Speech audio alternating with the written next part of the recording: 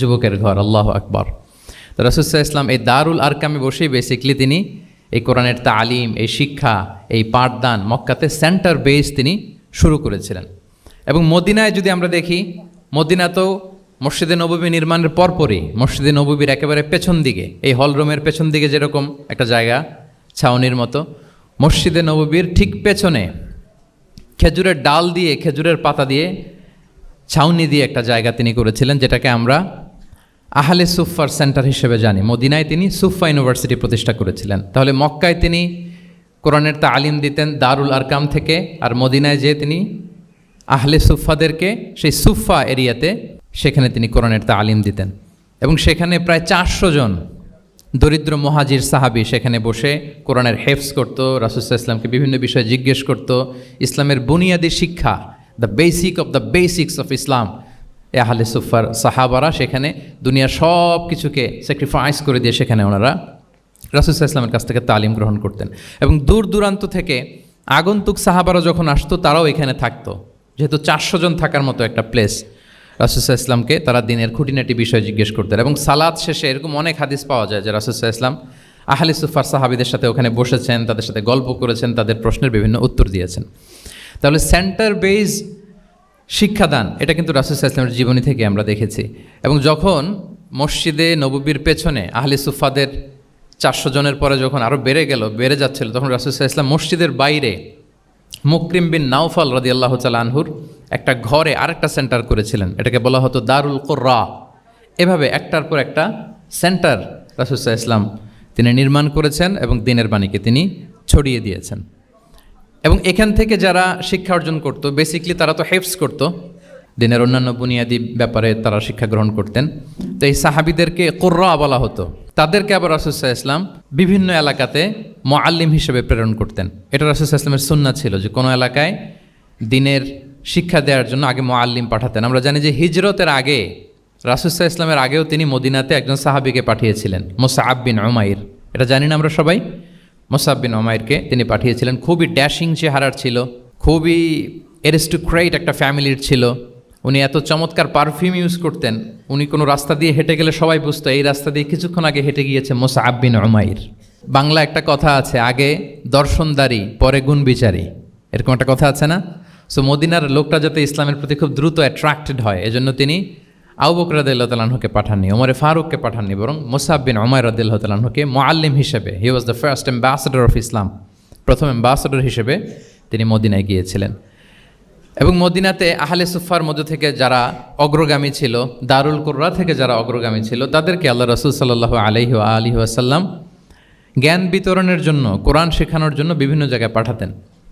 আপনারা উহুদের যুদ্ধের পরপরই বিরে মাউনার ঘটনা শুনে থাকবেন। সেখানে রাসূল সাল্লাল্লাহু আলাইহি ওয়াসাল্লাম 70 জন হাফেজ সাহাবী, মানে ওই সময় পর্যন্ত যতটুকু কোরআনের আয়াত নাজিল হয়েছিল এগুলো যারা মুখস্থ করে ফেলেছিলেন, এরকম 70 জন সাহাবীকে একটা এরিয়াতে তিনি পাঠিয়েছিলেন। এবং এটা আসলে বিট্রে করেছিল তারা বলেছিল যে আমরা তাদেরকে নিয়ে যাব আমাদের এলাকায়, তারা দিন পৌঁছাবে। কিন্তু এই 70 জন সাহাবীকে বিট্রে করে তারা হত্যা করেছিল, ওনারা শাহীদ হয়েছিলেন। এবং এতে রাসূল সাল্লাল্লাহু আলাইহি ওয়াসাল্লাম অনেক কষ্ট পেয়েছিলেন। যে সমস্ত গোত্র এই কাজের সাথে জড়িত ছিল, টানা 1 মাস তাদের বিরুদ্ধে রাসূল সাল্লাল্লাহু আলাইহি ওয়াসাল্লাম বদদোয়া করেছেন, কুনুতে নাজেলা করেছেন ফজরের সালাতের পরে। তাহলে এই যে ন্যারেশনগুলো, বর্ণনাগুলো আমি কেন উপস্থাপন করছি আপনাদের সামনে, এটা বোঝানোর জন্য যেটার পরম্পরাটা কীরকম, রাসূল সাল্লাল্লাহু আলাইহি ওয়াসাল্লাম কীভাবে কোন সেন্টার থেকে শুরু করলেন, তারপরে কিভাবে এটার ডেভেলপমেন্ট হচ্ছিল, তারপরে কিভাবে এটা আগাতে লাগলো। তাহলে রাসূল সাল্লাল্লাহু আলাইহি ওয়াসাল্লাম বিভিন্ন জায়গায় যে মুআল্লিম পাঠাতেন, এটার রেফারেন্সও আমরা পেলাম যে তিনি তো এখানে শেখাচ্ছেন, যখন অনেক বেড়ে গেল, চাহিদা বাইরে অনেক বেশি, তিনি এখান থেকে ছাত্রদেরকে, সাহাবাদেরকে বিভিন্ন জায়গায় মুআল্লিম হিসেবে প্রেরণ করতেন। এবং শিক্ষার বিনিময়ে তিনি বদরের যে বন্দীরা ছিল তাদের মুক্তিপণের অ্যানাউন্সমেন্ট করেছেন, র্যানসম, এটা আপনারা জানেন। আমি একটু কুইজ নিয়ে নেই আপনাদের। বলেন, বদরে মুসলমানদের পক্ষ থেকে শহীদ হয়েছিল কয়জন? 14 জন, মাশাআল্লাহ। আর কুরাইশদের পক্ষ থেকে 70 জন। বন্দী হয়েছিল কয়জন দেখি? হ্যাঁ, 70 জন তারা নিহত হয়েছিল আর 70 জন বন্দী হয়েছিল। তো বদরের যুদ্ধে এই 70 জন যারা কুরাইশদের মধ্য থেকে বন্দী হয়েছিল, তাদের মুক্তিপণ হিসেবে ফিদিয়া, র্যানসম হিসেবে রাসূল সাল্লাল্লাহু আলাইহি ওয়াসাল্লাম 4000 দিরহামের অ্যানাউন্সমেন্ট করেছেন। মানে দিরহাম মানে হচ্ছে সিলভার কয়েন আর কি। তৎকালীন সময় দিনার হচ্ছে গোল্ড কয়েন আর দিরহাম মানে সিলভার কয়েন। তো রাসূল সাল্লাল্লাহু আলাইহি ওয়াসাল্লাম 4000 সিলভার কয়েনের ঘোষণা করেছেন যে তোমরা যদি মুক্তি পেতে চাও তাহলে 4000 রৌপ্য মুদ্রা দিয়ে, সিলভার কয়েন দিয়ে তারপরে তোমরা মুক্তি পেতে হবে। তখন তিনি অ্যানাউন্স করলেন যে কারো যদি এই সামর্থ্য না থাকে তাহলে এই লোকদের মধ্য থেকে যারা লিখতে পড়তে জানে তারা যদি মদিনার 10 জন শিশুকে লেখাপড়া শিখিয়ে দেয় তাহলে এটা তাদের মুক্তিপণ হয়ে যাবে। আল্লাহু আকবার। তাহলে শিক্ষাটাকে রাসূল সাল্লাল্লাহু আলাইহি ওয়াসাল্লাম কীভাবে দেখতেন, এটাকে কতটা গুরুত্ব দিতেন? তখন কিন্তু মুসলমানদের আর্থিকভাবে খুব কঠিন অবস্থা যাচ্ছিল। তখন এই জাতীয় ফিদিয়াগুলো, র্যানসমগুলো খুব জরুরি ছিল। তারপরে তিনি ঘোষণা করেছেন যাদের সামর্থ্য নাই তারা যদি লিখতে পড়তে জানে, মদিনার 10 জন ছেলে মেয়েকে তারা যদি লেখাপড়া শিখিয়ে দিতে পারে, এইটা তাদের মুক্তিপণ হিসেবে কনসিডার করা হবে। আল্লাহু আকবার। তাহলে সম্মানিত শুধু আমরা সেই ইব্রাহিম আলাইহিস সালাতু ওয়াস সালামের দোয়া থেকে শুরু করে বদরের যুদ্ধ পর্যন্ত চলে আসলাম যে রাসূল সাল্লাল্লাহু আলাইহি ওয়াসাল্লাম শিক্ষাটাকে, এডুকেশনকে এবং শিক্ষার বাণীকে বিশ্বময় ছড়িয়ে দিতে তিনি কীরকম পদক্ষেপ নিয়েছেন, ওভারঅল একটা আমরা আইডিয়া পেয়েছি। এটা ছিল আমার ইন্ট্রোডাক্টরি ডিসকাশন। এখন আমি মূল আলোচনায় চলে যাই যে রাসূল সাল্লাল্লাহু আলাইহি ওয়াসাল্লাম সাহাবাদেরকে যে তিনি শেখাতেন, ওনার পাঠদান পদ্ধতি কেমন ছিল। প্রথম কথা হচ্ছে রাসূল সাল্লাল্লাহু আলাইহি ওয়াসাল্লাম পিতৃস্নেহে সাহাবাদেরকে শিক্ষা দিতেন, as like a father teaching his child, teaching his son or daughter. সন্তানকে যেমনি বাবা পরম মমতায় আদর করে শেখায় ঠিক সেভাবে শেখাতেন। এবং তিনি বলেছেন যে ইন্নামা আনা লাকুম বিমানজিলাতিল ওয়ালিদি ও আল্লিমুকুম, নিশ্চয় আমি তোমাদের বাবার মতো, বাবা যেমনি ছেলে মেয়েদেরকে শেখায়।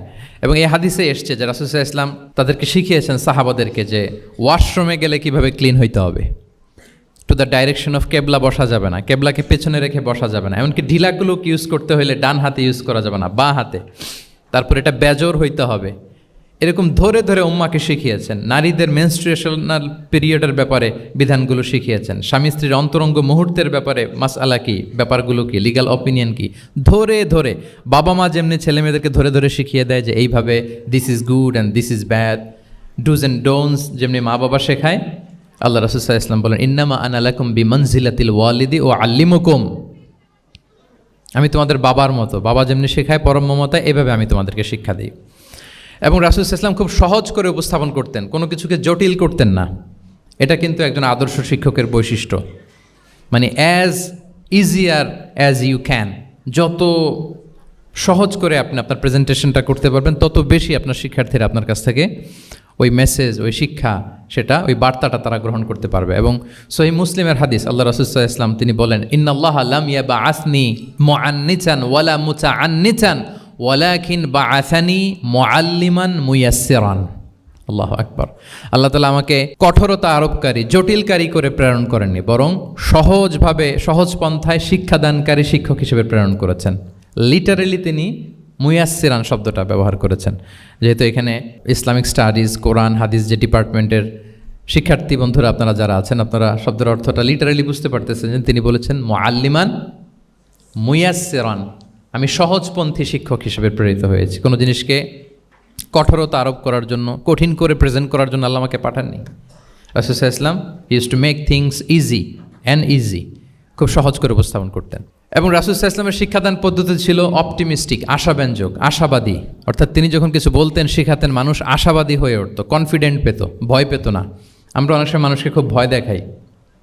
রাসূল সাল্লাল্লাহু আলাইহি ওয়াসাল্লাম কাউকে যখন কোনো দায়িত্ব দিয়ে কোথাও প্রেরণ করতেন, ওনার বিখ্যাত হাদিস তিনি বলতেন ইয়াসসিরু ওয়ালা তুআসসিরু বাশশিরু ওয়ালা তুনাফিরু, সহজ করো, কঠিন করো না, সুসংবাদ দাও, দিন থেকে মানুষকে ভাগিয়ে দিও না।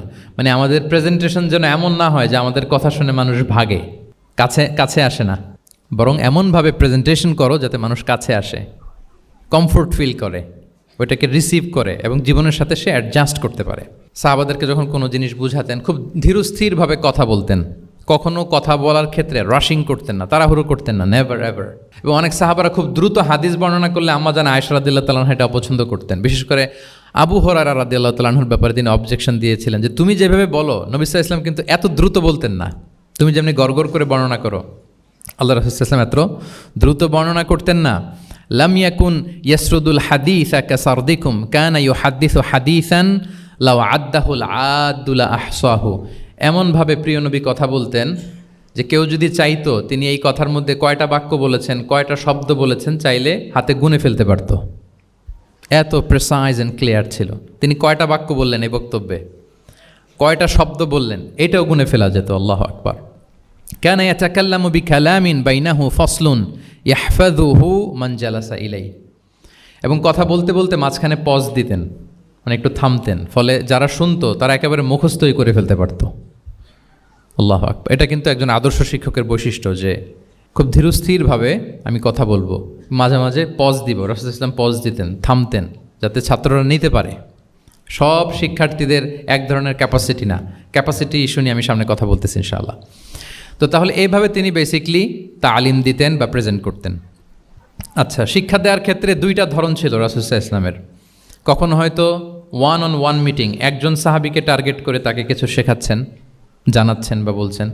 আবার কখনো একজন না, একাধিক সাহাবী বা অনেক সাহাবীদেরকে, অনেক মানুষকে তিনি অ্যাড্রেস করছেন। তাহলে এই দুইভাবে তিনি অ্যাড্রেস করতেন। এক নম্বর হচ্ছে প্রাইভেট লার্নিং সেশন, আর একটা হচ্ছে পাবলিক লার্নিং সেশন। দুইটাই রাসূল ইসলামের সিরা যদি আপনি স্ক্যানিং করেন আপনি পাবেন। প্রাইভেটলি এরকম অনেক হাদিস পাওয়া যায়, যে হাদিসগুলোতে দেখা যায় যে রাসূল সাল্লাল্লাহু আলাইহি ওয়াসাল্লাম 1-on-1 মিটিং করেছেন, শুধু একজনকে কিছু শেখাচ্ছে। এটা স্পেশালি হতো যখন তিনি কারোর সাথে রাইড শেয়ার করতেন। রাইড অর্থাৎ তিনি উটে ছিলেন, উটের পেছনে আরেকজন সাহাবী বসা, তিনি গাধার উপরে বসা, পেছনে আরেক সাহাবী বসা, তিনি খচ্চরের উপর বসা, আরেক সাহাবী বসা। যখন তিনি রাইড শেয়ার করতেন, এরকম ভুরি ভুরি হাদিস আপনারা পাবেন, যে মুআয ইবনে জাবাল বলতেছে যে কুনতু রদিফা রাসূলিল্লাহ, কুনতু খালফা রাসূলিল্লাহ, আমি একবার উটের পেছনে বসা ছিলাম। আব্দুল ইবনে আব্বাস বলতেছেন আমি উটের পেছনে বসা ছিলাম। ফদল ইবনে আব্বাস বলতেছেন আমি একবার একটা খচ্চরের পেছনে বসা ছিলাম। When he was sharing his riding যখন শেয়ার করতেন, ওই মুহূর্তগুলো তেমন চমৎকার চমৎকার কিছু বার্তা রাসূল সাল্লাল্লাহু আলাইহি ওয়াসাল্লাম ওই সাহাবীদেরকে দিয়েছেন, যেগুলো আমরা হাদিস গ্রন্থগুলোতে পড়ে অবাক হয়ে যাই। এরকম একটা ছোট্ট হাদিস যদি শেয়ার করি, আব্দুল্লাহ ইবনে আব্বাস রাদিয়াল্লাহু তাআলা আনহু উনি বলেন, কুনতু খালফা রাসূলিল্লাহি সাল্লাল্লাহু আলাইহি ওয়াসাল্লাম ইয়াওমান, একদিন আমি, এই যে দেখেন বর্ণনা ভঙ্গি কেমন, একদিন আমি রাসূল সাল্লাল্লাহু আলাইহি ওয়াসাল্লামের পেছনে বসা, মানে কোনো একটা ওটের উপর বা গাধার উপরে বসা। ফাকালা, তিনি বললেন, ইয়া গুলাম, হে কিশোর। রাসূল সাল্লাল্লাহু আলাইহি ওয়াসাল্লামের শব্দ চয়নগুলো অসাধারণ। আমরা অনেক হাদিস আজকে শেয়ার করার চেষ্টা করব, আপনি বাক্য চয়ন, শব্দ চয়ন শুনলে অবাক হবেন। ইয়া গুলাম, হে কিশোর, ইন্নী ও আল্লিমুকা কালিমাতিন, আমি তোমাকে চমৎকার কিছু কথা শিখিয়ে দিচ্ছি, শোনো। তখন কিন্তু কেউ নাই। এই হাদিস উনি বর্ণনা না করলে আমরা জানতে পারতাম না, কারণ ওনারা এক ওটের উপরে বা ঘোড়ার উপরে ছিলেন। পরে যখন আব্দুল ইবনে আব্বাস এটা ন্যারেট করলেন তখন আমরা জানতে পেরেছি। তো এটা ছিল প্রাইভেট লার্নিং সেশন, শুধু ওনার সাথে। তোমাকে কিছু কথা শিখিয়ে দেই। ইহফাদিল্লাহ ইয়াহফাযকা, ইহফাদিল্লাহ তাজিদহু তুজাহাক, এটা অনেকের মুখস্থ আছে না, বিখ্যাত হাদিস আল আরবাউন আন-নববিয়ার ভেতরেও আছে। তুমি আল্লাহর বিধানগুলোকে সংরক্ষণ করো, রক্ষণাবেক্ষণ করো, টেক কেয়ার করো, আল্লাহ তোমার টেক কেয়ার করবেন। ইদা সাআলতা ফাসআলিল্লাহ, হে আব্দুল্লাহ, যখন চাইবে আল্লাহর কাছে চাইবে, যখন ফরিয়াদের হাত তুলবে কেবলমাত্র আল্লাহর কাছেই তুলবে। ওয়াইদা ইসতাআনতা ফাসতাঈন বিল্লাহ, যখন সাহায্য চাইবে কেবল আল্লাহর কাছেই সাহায্য চেও। ওয়া'লাম আন্নাল উম্মাতা লাউ ইজতামাআত আলা আন ইয়ানফাউকা বিশাইইন লাম ইয়ানফাউকা ইল্লা বিশাইইন ক্বাদ কাতাবাহুল্লাহু লাক, গোটা বিশ্বের সবাই মিলে যদি তোমার কোনো উপকার করতে চায় তাহলে ততটুকুই করতে পারবে যতটুকু আল্লাহ তোমার ভাগ্যে রেখেছে। আল্লাহ যতটুকু উপকার তোমার ভাগ্যে রেখেছে অতটুকুই হবে। ওয়া ইন ইজতামাউ আলা আন ইয়াদুররুকা বিশাইইন লাম ইয়াদুররুকা ইল্লা বিশাইইন ক্বাদ কাতাবাহুল্লাহু আলাইক, গোটা বিশ্বের সবাই মিলে যদি তোমার ক্ষতি করতে চায় ঠিক ততটুকুই করতে পারবে যতটুকু তোমার নসিবে আছে, এর চেয়ে 1 ইঞ্চিও বেশি ক্ষতি করতে পারবে না। রুফিআতিল আকলামু ওয়া জাফফাতিস সুহুফ, কলম উঠিয়ে নেওয়া হয়েছে আর যা লেখা হয়েছিল সব শুকিয়ে গিয়েছে। কারণ প্রথম আল্লাহ সৃষ্টি করেছেন কি? কলম। কলমকে আল্লাহ বলেছেন লিখো। আল্লাহ কি লিখবো? উকতুব মাকাদির আল খালক, মহাবিশ্বের যারা আসবে সবার কি হবে না হবে সব লিখো। তো লিখে ফেলছে, এখন যা হবার তাই হবে। তাহলে দেখেন, আকীদা সংক্রান্ত, ইসলামের বুনিয়াদী বিশ্বাস সংক্রান্ত চমৎকার কিছু লার্নিং, কিছু লেসন আল্লাহ রাসূল সাল্লাল্লাহু আলাইহি ওয়াসাল্লাম আব্দুল্লাহ ইবনে আব্বাসকে দিয়েছেন। এবং এটা ছিল 1-on-1 meeting, private learning session, আর কেউ ছিল না তখন। আব্দুল্লাহ ইবনে আব্বাস এটা শুনেছেন এবং আমাদের কাছে বর্ণনা করেছেন। আচ্ছা, এটা গেল একটা। আরেকটা কি বলেছিলাম? একটা তো প্রাইভেট লার্নিং সেশন, আরেকটা কি পাবলিক লার্নিং সেশন। ওইটা একা একা না, হয়তো অনেক সাহাবী একসাথে আছে, তাদেরকে কিছু বলছেন বা শেখাচ্ছেন। অথবা হিউজ কংগ্রেগেশন, অনেক বড় গ্যাদারিং। লেটস সে মসজিদে নববীতে তিনি যে খুতবাগুলো দিয়েছেন, প্রায় 10 বছর তো তিনি খতিব ছিলেন। এই যতগুলো খুতবা দিয়েছেন এটা অফকোর্স কি পাবলিক লার্নিং সেশন। বিভিন্ন প্রেক্ষাপটে জনপরিসরে দেয়া রাসূল সাল্লাল্লাহু আলাইহি ওয়াসাল্লামের যে শিক্ষামূলক বক্তব্যগুলো এগুলো পাবলিক লার্নিং সেশন। বিদায় হজের ভাষণ বিশাল এক কংগ্রেগেশনের সামনে তিনি অ্যাড্রেস করেছিলেন, ওইটা কি ছিল? Public learning session. তাহলে সেখানের পদ্ধতিটা বেসিকলি দুই ধরনের, একটা ছিল প্রাইভেট লার্নিং সেশন আর একটা পাবলিক লার্নিং সেশন। আচ্ছা, এই তো, লেটস মুভ অন। এবার আমরা চলে যাব যে তিনি যেসব শিখন পদ্ধতি অবলম্বন করতেন শেখানোর ক্ষেত্রে কি কি মিনস, কি কি ওয়ে তিনি অবলম্বন করতেন সেগুলো আমরা শেয়ার করি। অনেকগুলো মিনস তিনি ইউজ করতেন, অনেকভাবে তিনি পাঠদান করতেন, সাহাবাদেরকে শিক্ষা দিতেন। এর মধ্যে অন্যতম একটা মাধ্যম হচ্ছে তিনি সাহাবাদেরকে কোশ্চেন করতেন, কোশ্চেন করে সঠিক উত্তর পেলে তিনি উৎসাহ দিতেন খুব। মনে রাখতে হবে রাসূল সাল্লাল্লাহু আলাইহি ওয়াসাল্লামের শিক্ষাটা বেসিকলি ছিল Q&A বেসড। সামনে আমরা ইন ডেপথ যখন আরও ঢুকবো, basically oral based, oral session ছিল, মুখে মুখে। কারণ আমাদের মতো তো এত কাগজ কলম ছিল না। এখন যেমনি আপনাদেরকে হোমওয়ার্ক দেয়, অ্যাসাইনমেন্ট দেয়, এগুলো ছিল না কি তখন? রাসূল সাল্লাল্লাহু আলাইহি ওয়াসাল্লামের সময় অ্যাসাইনমেন্ট দেওয়ার রীতি ছিল? বলেন, আপনাদের অ্যাসাইনমেন্ট দেয় স্যাররা? হ্যাঁ, তো এই যে এখন স্যাররা হোমওয়ার্ক দেন, কাজ দেন, অ্যাসাইনমেন্ট দেন, এটা তো ওই সময় ছিল না। ফলে এটা রাসূল সাল্লাল্লাহু আলাইহি ওয়াসাল্লামের পাঠদান পদ্ধতিটা বেসিকলি ছিল Q&A বেসড, প্রশ্নোত্তর পর্ব। সাহাবারা জিজ্ঞেস করতেন, না জানলে রাসূল সাল্লাল্লাহু আলাইহি ওয়াসাল্লাম আবার জিজ্ঞেস করতেন, দেখি ওরা জানে কি না। এরকম অনেকভাবে তিনি শেখাতেন, আমরা সামনের দিকে আরও দেখব। তো রাসূল সাল্লাল্লাহু আলাইহি ওয়াসাল্লাম সাহাবাদেরকে প্রশ্ন ছুড়তেন, তিনি ট্রাই করতেন, দেখতেন যে দেখি ওরা পারে কিনা, ব্যাপারটা জানে কিনা। যদি কেউ সঠিক আনসার দিতে পারতো রাসূল সাল্লাল্লাহু আলাইহি ওয়াসাল্লাম খুব প্রশংসা করতেন এবং উৎসাহ দিতেন। স্যাররা যখন আমাদের ক্লাসে প্রশংসা করে, ভাল লাগে না আমাদের? আমার প্রেজেন্টেশন খুব প্রশংসা করলো, আমার অ্যাসাইনমেন্টের খুব প্রশংসা করলো, আমাকে ইন্সপায়ার করলো, আমি আরও মোটিভেটেড হব না? হয়তো আমরা নাকি হই। তো রাসূল সাল্লাল্লাহু আলাইহি ওয়াসাল্লাম এটাই করতেন। উবাই ইবনে কাআব রাদিয়াল্লাহু তাআলা আনহুকে উনি প্রশ্ন করলেন, আল্লাহ রাসূল সাল্লাল্লাহু আলাইহি ওয়া আলিহি ওয়াসাল্লাম প্রশ্ন করলেন যে ইয়া আবাল মুনযির, এটা ওনার কুনিয়া, আতাদরি আইয়ু আয়াতিন মিন কিতাবিল্লাহি মাআকা আ'যাম, তুমি কি জানো যে আল্লাহর সর্বশ্রেষ্ঠ আয়াত কোনটা, তুমি জানো? তখন উবাই ইবনে কাআব রাদিয়াল্লাহু তাআলা আনহু বললেন যে আল্লাহু লা ইলাহা ইল্লা হুয়াল হাইয়ুল কাইয়্যুম, মানে আয়াতুল কুরসি। এটা কোন আয়াত? আয়াতুল কুরসি। এটা ফরজ সালাতের পর আমরা সবাই পড়ি তো নাকি? হ্যাঁ, মান কারা আয়াতাল কুরসি দুবরা কুল্লি সালাতিন মাকতুবাতিন লাম ইয়ামনাহু মিন দুখুলিল জান্নাতি ইল্লাল মাউত। ফরজ সালাতের পরে যারা আয়াতুল কুরসি পড়ে তার জান্নাতে প্রবেশে কোনো বাধা থাকে না, একটা জিনিস ছাড়া, মানে মৃত্যু, মরণ। লোকটা মরে না তাই জান্নাতে যায় না, মূল্যে জান্নাতি। হে ইয়া আবাল মুনযির, তুমি কি জানো কোরআনের সর্বশ্রেষ্ঠ আয়াত কোনটা? তিনি বললেন যে আয়াতুল কুরসি। এটা শুনে রাসূল সাল্লাল্লাহু আলাইহি ওয়াসাল্লাম খুব খুশি হলেন। খুশি হয়ে কী করলেন? ফাদারাবা ফি সদরি, তিনি বললেন যে তিনি আমার বুকে একটা আলতো চাপড় দিলেন। এটা ভালোবাসার আলতো চাপড়, এরকম উৎসাহ দেওয়ার জন্য, যে সাবাস। আমরা মাঝে পিঠে কাউকে আলতো চাপড় দিয়ে কি বলি? ব্রেভো, সাবাস, মাশাআল্লাহ, এগুলো বলি না? তো রাসূল সাল্লাল্লাহু আলাইহি ওয়াসাল্লাম বুকে আলতো চাপড় দিয়ে বললেন, ওয়াল্লাহি লিয়াহনিকাল ইলমু আবাল মুনযির, তোমার ইলম, তোমার জ্ঞান কল্যাণময় হোক হে আবাল মুনযির, মোবারক হোক তোমার জন্য তোমার ইলম, may knowledge be pleasant for you, তোমার জ্ঞানটা বরকতময় হোক, কল্যাণময় হোক। তাহলে তিনি যখন সঠিক উত্তর দিতে পারলেন, রাসূল সাল্লাল্লাহু আলাইহি ওয়াসাল্লাম খুশি হয়ে বুকে আলতো চাপড় দিয়ে তার প্রশংসা করলেন, তার জন্য দোয়া করলেন। রাসূল সাল্লাল্লাহু আলাইহি ওয়াসাল্লাম এভাবে উৎসাহ দিতেন। এতে করে কি হয়? শিক্ষার্থীদের কনফিডেন্ট বাড়ে। কি হয়? যে স্যার যখন আমাকে এত কিছু বলতেছে, তাহলে নিশ্চয়ই আমি কিছু একটা ভালো কিছু করছি, আমাকে দিয়ে কিছু একটা হবে। আমাকে দিয়ে, আমরা অনেক সময় ভুল করে বলে ফেলি যে তোকে দিয়ে কিছুই হবে না, বলে ফেলি না? এতে হয় কি? কনফিডেন্ট কমে যায়। মা বাবারাও এটা করে যে তুই কিছুই পারবি না, তোকে দিয়ে কিছুই হবে না। বাংলাদেশে একটা বিখ্যাত কথা আছে, ওই যে ছেলে মেয়ে A+ না পেলে পাশের বাড়ির কেউ পেলে বলে যে ওর পা ধোয়া পানি খা। তো আসলে এতে কি হয়? কনফিডেন্স কমে যায় ছেলে মেয়েদের। এটা যেন আমরা না বলি, বরং ওদেরকে ইন্সপায়ার করতে হবে, হ্যাঁ, উৎসাহিত করতে হবে, প্রশংসা করতে হবে।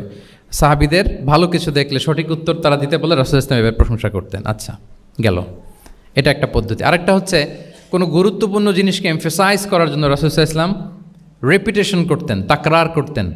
গুরুত্বপূর্ণ জিনিসকে তিনি 3 বার উল্লেখ করতেন, তাকরার করতেন। আত্তাকওয়া হা হুনা, আত্তাকওয়া হা হুনা, আত্তাকওয়া হা হুনা, ওয়া ইউশিরু ইলা সদরিহি সালাসা মাররাত। তাকওয়া এখানে, এখানে, এখানে 3 বার। একবার বললেই তো হয়ে যায়, 3 বার কেন বলেন? এটা গুরুত্বপূর্ণ, ভেরি ইম্পর্টেন্ট ইস্যু। গুরুত্ব বোঝানোর জন্য এমফেসাইজ করতে যেয়ে তিনি কোনো জিনিসকে কয়বার বলতেন? 3 বার। বিদায় হজের ভাষণ যখন দিলেন, ভাষণ দেয়া শেষ, এবার বলতেছে আল্লাহুম্মা হাল বাল্লাগতু, আল্লাহুম্মা হাল বাল্লাগতু, আল্লাহুম্মা হাল বাল্লাগতু আল্লাহুম্মা ফাশহাদ। 3 বার বললেন যে আল্লাহ আমাকে যা পৌঁছাতে বলেছেন, হে মহাসমাবেশ তোমরা বলো আমি কি পৌঁছাতে পেরেছি, আমি কি ঠিকঠাক পৌঁছালাম, আমি কি সব তোমাদেরকে বলেছি, সাক্ষ্য দাও সাক্ষ্য দাও। সবাই বললো ইয়া রাসূলুল্লাহ, আল্লাহ যেমনটি বলেছেন সব আপনি আমাদের কাছে পৌঁছে দিয়েছেন, কিছু লুকোচুরি করেন নাই, কিছু লুকান নাই। তাহলে 3 বার জানতে চাইলেন, কয়বার? হ্যাঁ, এটা রাসূল সাল্লাল্লাহু আলাইহি ওয়াসাল্লামের একটা গুরুত্বপূর্ণ অভ্যেস ছিল, যেটাকে তিনি এমফেসাইজ করতে চাইতেন, যেটা গুরুত্বপূর্ণ কোনো বিষয় এটাকে তিনি রিপিট করতেন বারবার, সাধারণত 3 বার। সাধারণত কয়বার? তাহলে গুরুত্বপূর্ণ জিনিসগুলো আমরা বারবার বলবো যাতে আমাদের শিক্ষার্থীরা সহজে সেটা মুখস্থ করে ফেলতে পারে। আবার রাইডিং শেয়ারের আর একটা ঘটনা, মুআয ইবনে জাবাল রাদিয়াল্লাহু তাআলা আনহু, উনি একবার রাসূল সাল্লাল্লাহু আলাইহি ওয়াসাল্লামের সাথে বাহনের পেছনে ছিলেন, হয়তো উট। কুনতু রিদফান নবী, মুআয ইবনে জাবাল বলেন আমি রাসূল সাল্লাল্লাহু আলাইহি ওয়াসাল্লামের পেছনে একবার বসা ছিলাম। তো তখন হঠাৎ করে রাসূল সাল্লাল্লাহু আলাইহি ওয়াসাল্লাম আমাকে ডাক দিলেন, রাসূল সাল্লাল্লাহু আলাইহি ওয়াসাল্লাম সামনে, মুআয ইবনে জাবাল পেছনে। হঠাৎ ডেকে বললেন ইয়া মুআয ইবনে জাবাল, হে মুআয ইবনে জাবাল। তো তিনি বললেন খুব বিনয়ের সাথে, কুলতু লাব্বাইকা রাসূলুল্লাহি ওয়া সাআদাইক, মানে হে আল্লাহ রাসূল আমি হাজির, আমি প্রস্তুত, হে আল্লাহ রাসূল আপনি খালি অর্ডার করেন, বান্দা হাজির। আমরা এরকম বলি না মাঝে মাঝে বাংলায়, কি বলি? বান্দা হাজির, মানে আমি আছি আপনার খেদমত, আপনি বলেন। তো রাসূল সাল্লাল্লাহু আলাইহি ওয়াসাল্লাম বললেন ইয়া মুআয ইবনে জাবাল লাব্বাইকা রাসূলুল্লাহি ওয়া সাআদাইক, ইয়া রাসূলুল্লাহ আমি হাজির। কিন্তু রাসূল সাল্লাল্লাহু আলাইহি ওয়াসাল্লাম কিছু বলেন না, কিছুই বলেন না। আবার যাচ্ছে উট, যাচ্ছে যাচ্ছে যাচ্ছে, কয়েক মিনিট পরে আবার ডাক দিলেন ইয়া মুআয ইবনে জাবাল, হে মুআয। উনি একই কথা, লাব্বাইকা রাসূলুল্লাহ সাআদাইক, হে আল্লাহ রাসূল আমি হাজির উপস্থিত। আবার ইয়া মুআয ইবনে জাবাল, হে মুআয। তিনি একই কথা বললেন লাব্বাইকা রাসূলুল্লাহ, 3 বার বললেন। 3 বার মুআয ইবনে জাবাল একই উত্তর দিলেন। তার মানে ওনার আগ্রহটা বাড়াচ্ছেন। রাসূল সাল্লাল্লাহু আলাইহি ওয়াসাল্লাম একটা গুরুত্বপূর্ণ কথা বলবেন, এই কথাটা শোনানোর জন্য মুআয ইবনে জাবালের উনি কি করতেছেন? ভেতর থেকে কথা বুঝতেছেন আমার সবাই? আগ্রহটা আরও বাড়াচ্ছেন, আরও বাড়াচ্ছেন। যখন দেখলেন যে না, আগ্রহ একেবারে 100-এ 100, এখন বললে সেটা রিসিভ করতে পারবে, কাজে দিবে, তখন তিনি বললেন যে মুআয তুমি কি জানো, হাল তাদরি মা হাক্কুল্লাহি আলাল ইবাদ, বান্দার উপর আল্লাহর হক কি জানো? তিনি বললেন আল্লাহু ওয়া রাসূলুহু আ'লাম, আল্লাহ আল্লাহ রাসূল ভালো জানে। সাহাবাদের একটা বৈশিষ্ট্য ছিল, they are very down to earth, মানে আউট অফ হাম্বলনেস তারা বলতেন আল্লাহ আল্লাহ রাসূল ভালো জানে।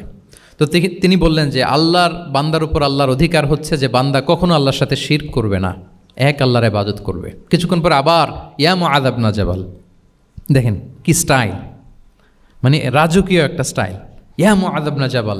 আবার তিনি লাব্বাইকা রাসূলুল্লাহ সাআদাইক, হে আল্লাহ রাসূল আমি তো হাজির, তুমি কি জানো যে আল্লাহর প্রতি বান্দার হক কি? আবার বললেন যে আল্লাহ আল্লাহ রাসূলই ভালো জানেন। তখন রাসূল সাল্লাল্লাহু আলাইহি ওয়াসাল্লাম বললেন যে আল্লাহর হক যেমনি তুমি জানলে যে বান্দা আল্লাহর সাথে শরীক করবে না, এক আল্লাহর ইবাদত করবে, এটা যদি কোনো বান্দা করে তাহলে ওই বান্দাকে কখনো আল্লাহ শাস্তি দিবেন না। এটা হচ্ছে বান্দার হক, আল্লাহর কাছ থেকে সে এটা পাবে যে আনলা ইউআযিবাহুম, আল্লাহ তাআলা তাকে কখনো শাস্তি দিবেন না। তাহলে এটা ছিল রাসূল সাল্লাল্লাহু আলাইহি ওয়াসাল্লামের অভ্যেস, যে তিনি একই কথা বারবার বলে আগ্রহ বাড়াতেন। 3 বার তিনি বলেছেন, 3 বার ডাক দিয়েছেন হে মুআয ইবনে জাবাল। তাহলে রেপিটেশন এটা একটা অভ্যেস ছিল রাসূল সাল্লাল্লাহু আলাইহি ওয়াসাল্লামের, পাঠদানের ক্ষেত্রে একটা পদ্ধতি।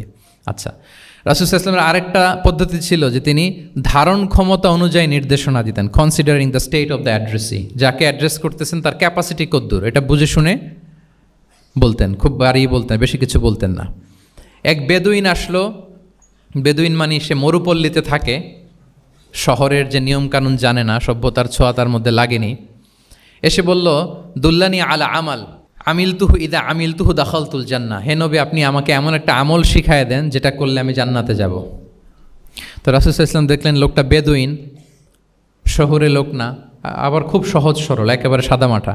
তো রাসূল সাল্লাল্লাহু আলাইহি ওয়াসাল্লাম বললেন 4টা কাজ করবা, তা'বুদাল্লাহ ওয়া লা তুশরিকু বিহি শাইআ, তুকিমাস সালাতাল মাকতুবা, তুআদ্দি যাকাতাল মাফরুদা ওয়া তাসুমা রমাদান। 4টা কাজ, এক আল্লাহর ইবাদত করবা, শিরক করবা না, ফরজ সালাত পড়বা, ফরজ যাকাত দিবা, রমজানের ফরজ রোজা রাখবা। কয়টা কাজ? কয়টা বলছে? Very simple to memorize, right? আচ্ছা, এটা যখন সে বলল তখন সে বেদুইন বলতে আরম্ভ করলো যে আল্লাহর শপথ করে আমি বললাম লা আযীদু আলা হাযা শাইআন ওয়া লা আনকুসু মিন, ঠিক আছে আমি এই 4টাই করব, বাড়াবো না কমাবো না, এর চেয়ে বেশি কোনোদিন কিছু করব না, কমও করব না। মানে খালি আল্লাহরে মানবো, ফরজ নামাজ পড়বো, ফরজ যাকাতটা দিব, আর ফরজ রোজাটা রাখবো, আর কোনো আমল টামল আমার জীবনে আমি করব, বাড়াবো না কমাবো না। রাসূল সাল্লাল্লাহু আলাইহি ওয়াসাল্লাম বললেন যে কেউ যদি জান্নাতি লোক দেখে নিজের চোখ জোড়াতে চায়, খুশি হতে চায়, তারা যেন এই লোকের দিকে তাকায়, মানে এই লোকটা জান্নাতি। আল্লাহু আকবার, চলে গেল। দেখেন তার কাছে কিন্তু আমলের বিশাল ফিরিস্তি নিয়ে রাসূল সাল্লাল্লাহু আলাইহি ওয়াসাল্লাম হাজির হয় নাই, কারণ তার ক্যাপাসিটি দেখতে হবে, তার সক্ষমতা, সে কদ্দুর নিতে পারবে। রাসূল ইসলাম অবজার্ভ করে দেখলেন যে বেদুইন মানুষ, তারে বেশি কিছু বললে কাজে দিবে না, অল্প একটু বলছে, ওইটা মেনেই সে কি হয়ে গেছে, জান্নাতি হয়ে গেছে। এটা অনেক সময় আমরা ভুল করে ফেলি। শিক্ষার্থীদের মধ্যে সবার রিসিভিং ক্যাপাসিটি এক ধরনের হয় না, কারো খুব বেশি, কারো খুব কম। তো একজন আদর্শ শিক্ষকের কাজ হচ্ছে এটাকে ফলো করা, অবজার্ভ করা, এবং যেটা তাদের সক্ষমতায় কুলায় ঠিক অতটুকু তাদেরকে দেয়, এর চেয়ে বেশি কিছু না। রাসূল সাল্লাল্লাহু আলাইহি ওয়াসাল্লামের আরেকটা পদ্ধতি ছিল গ্রাজুয়ালিটি, স্টেপ বাই স্টেপ, ধীরস্থিরভাবে, অল্প অল্প করে, শাইআন ফাশাইআন। আর তাদাররুজ বিল বাদই বিল আহাম্মি সুম্মাল মুহিম, আগে সবচেয়ে গুরুত্বপূর্ণ, starting with the most important affair first, then the important affair, then the important. সবচেয়ে গুরুত্বপূর্ণটা আগে, এরপরে যেটা কম গুরুত্বপূর্ণ, এরপরে কম গুরুত্বপূর্ণ। তাহলে একটু একটু করে বললে এটা মানুষের ফিতরাতের সাথেও যায়, তার নেচারের সাথেও যায়। আমরা মদ হারাম হওয়ার কথা জানি, কয়টা স্টেপে হারাম হয়েছিল মদ? একবারে যদি বলা হতো বন্ধ করার সহজ হতো সাহাবাদের জন্য? হতো না।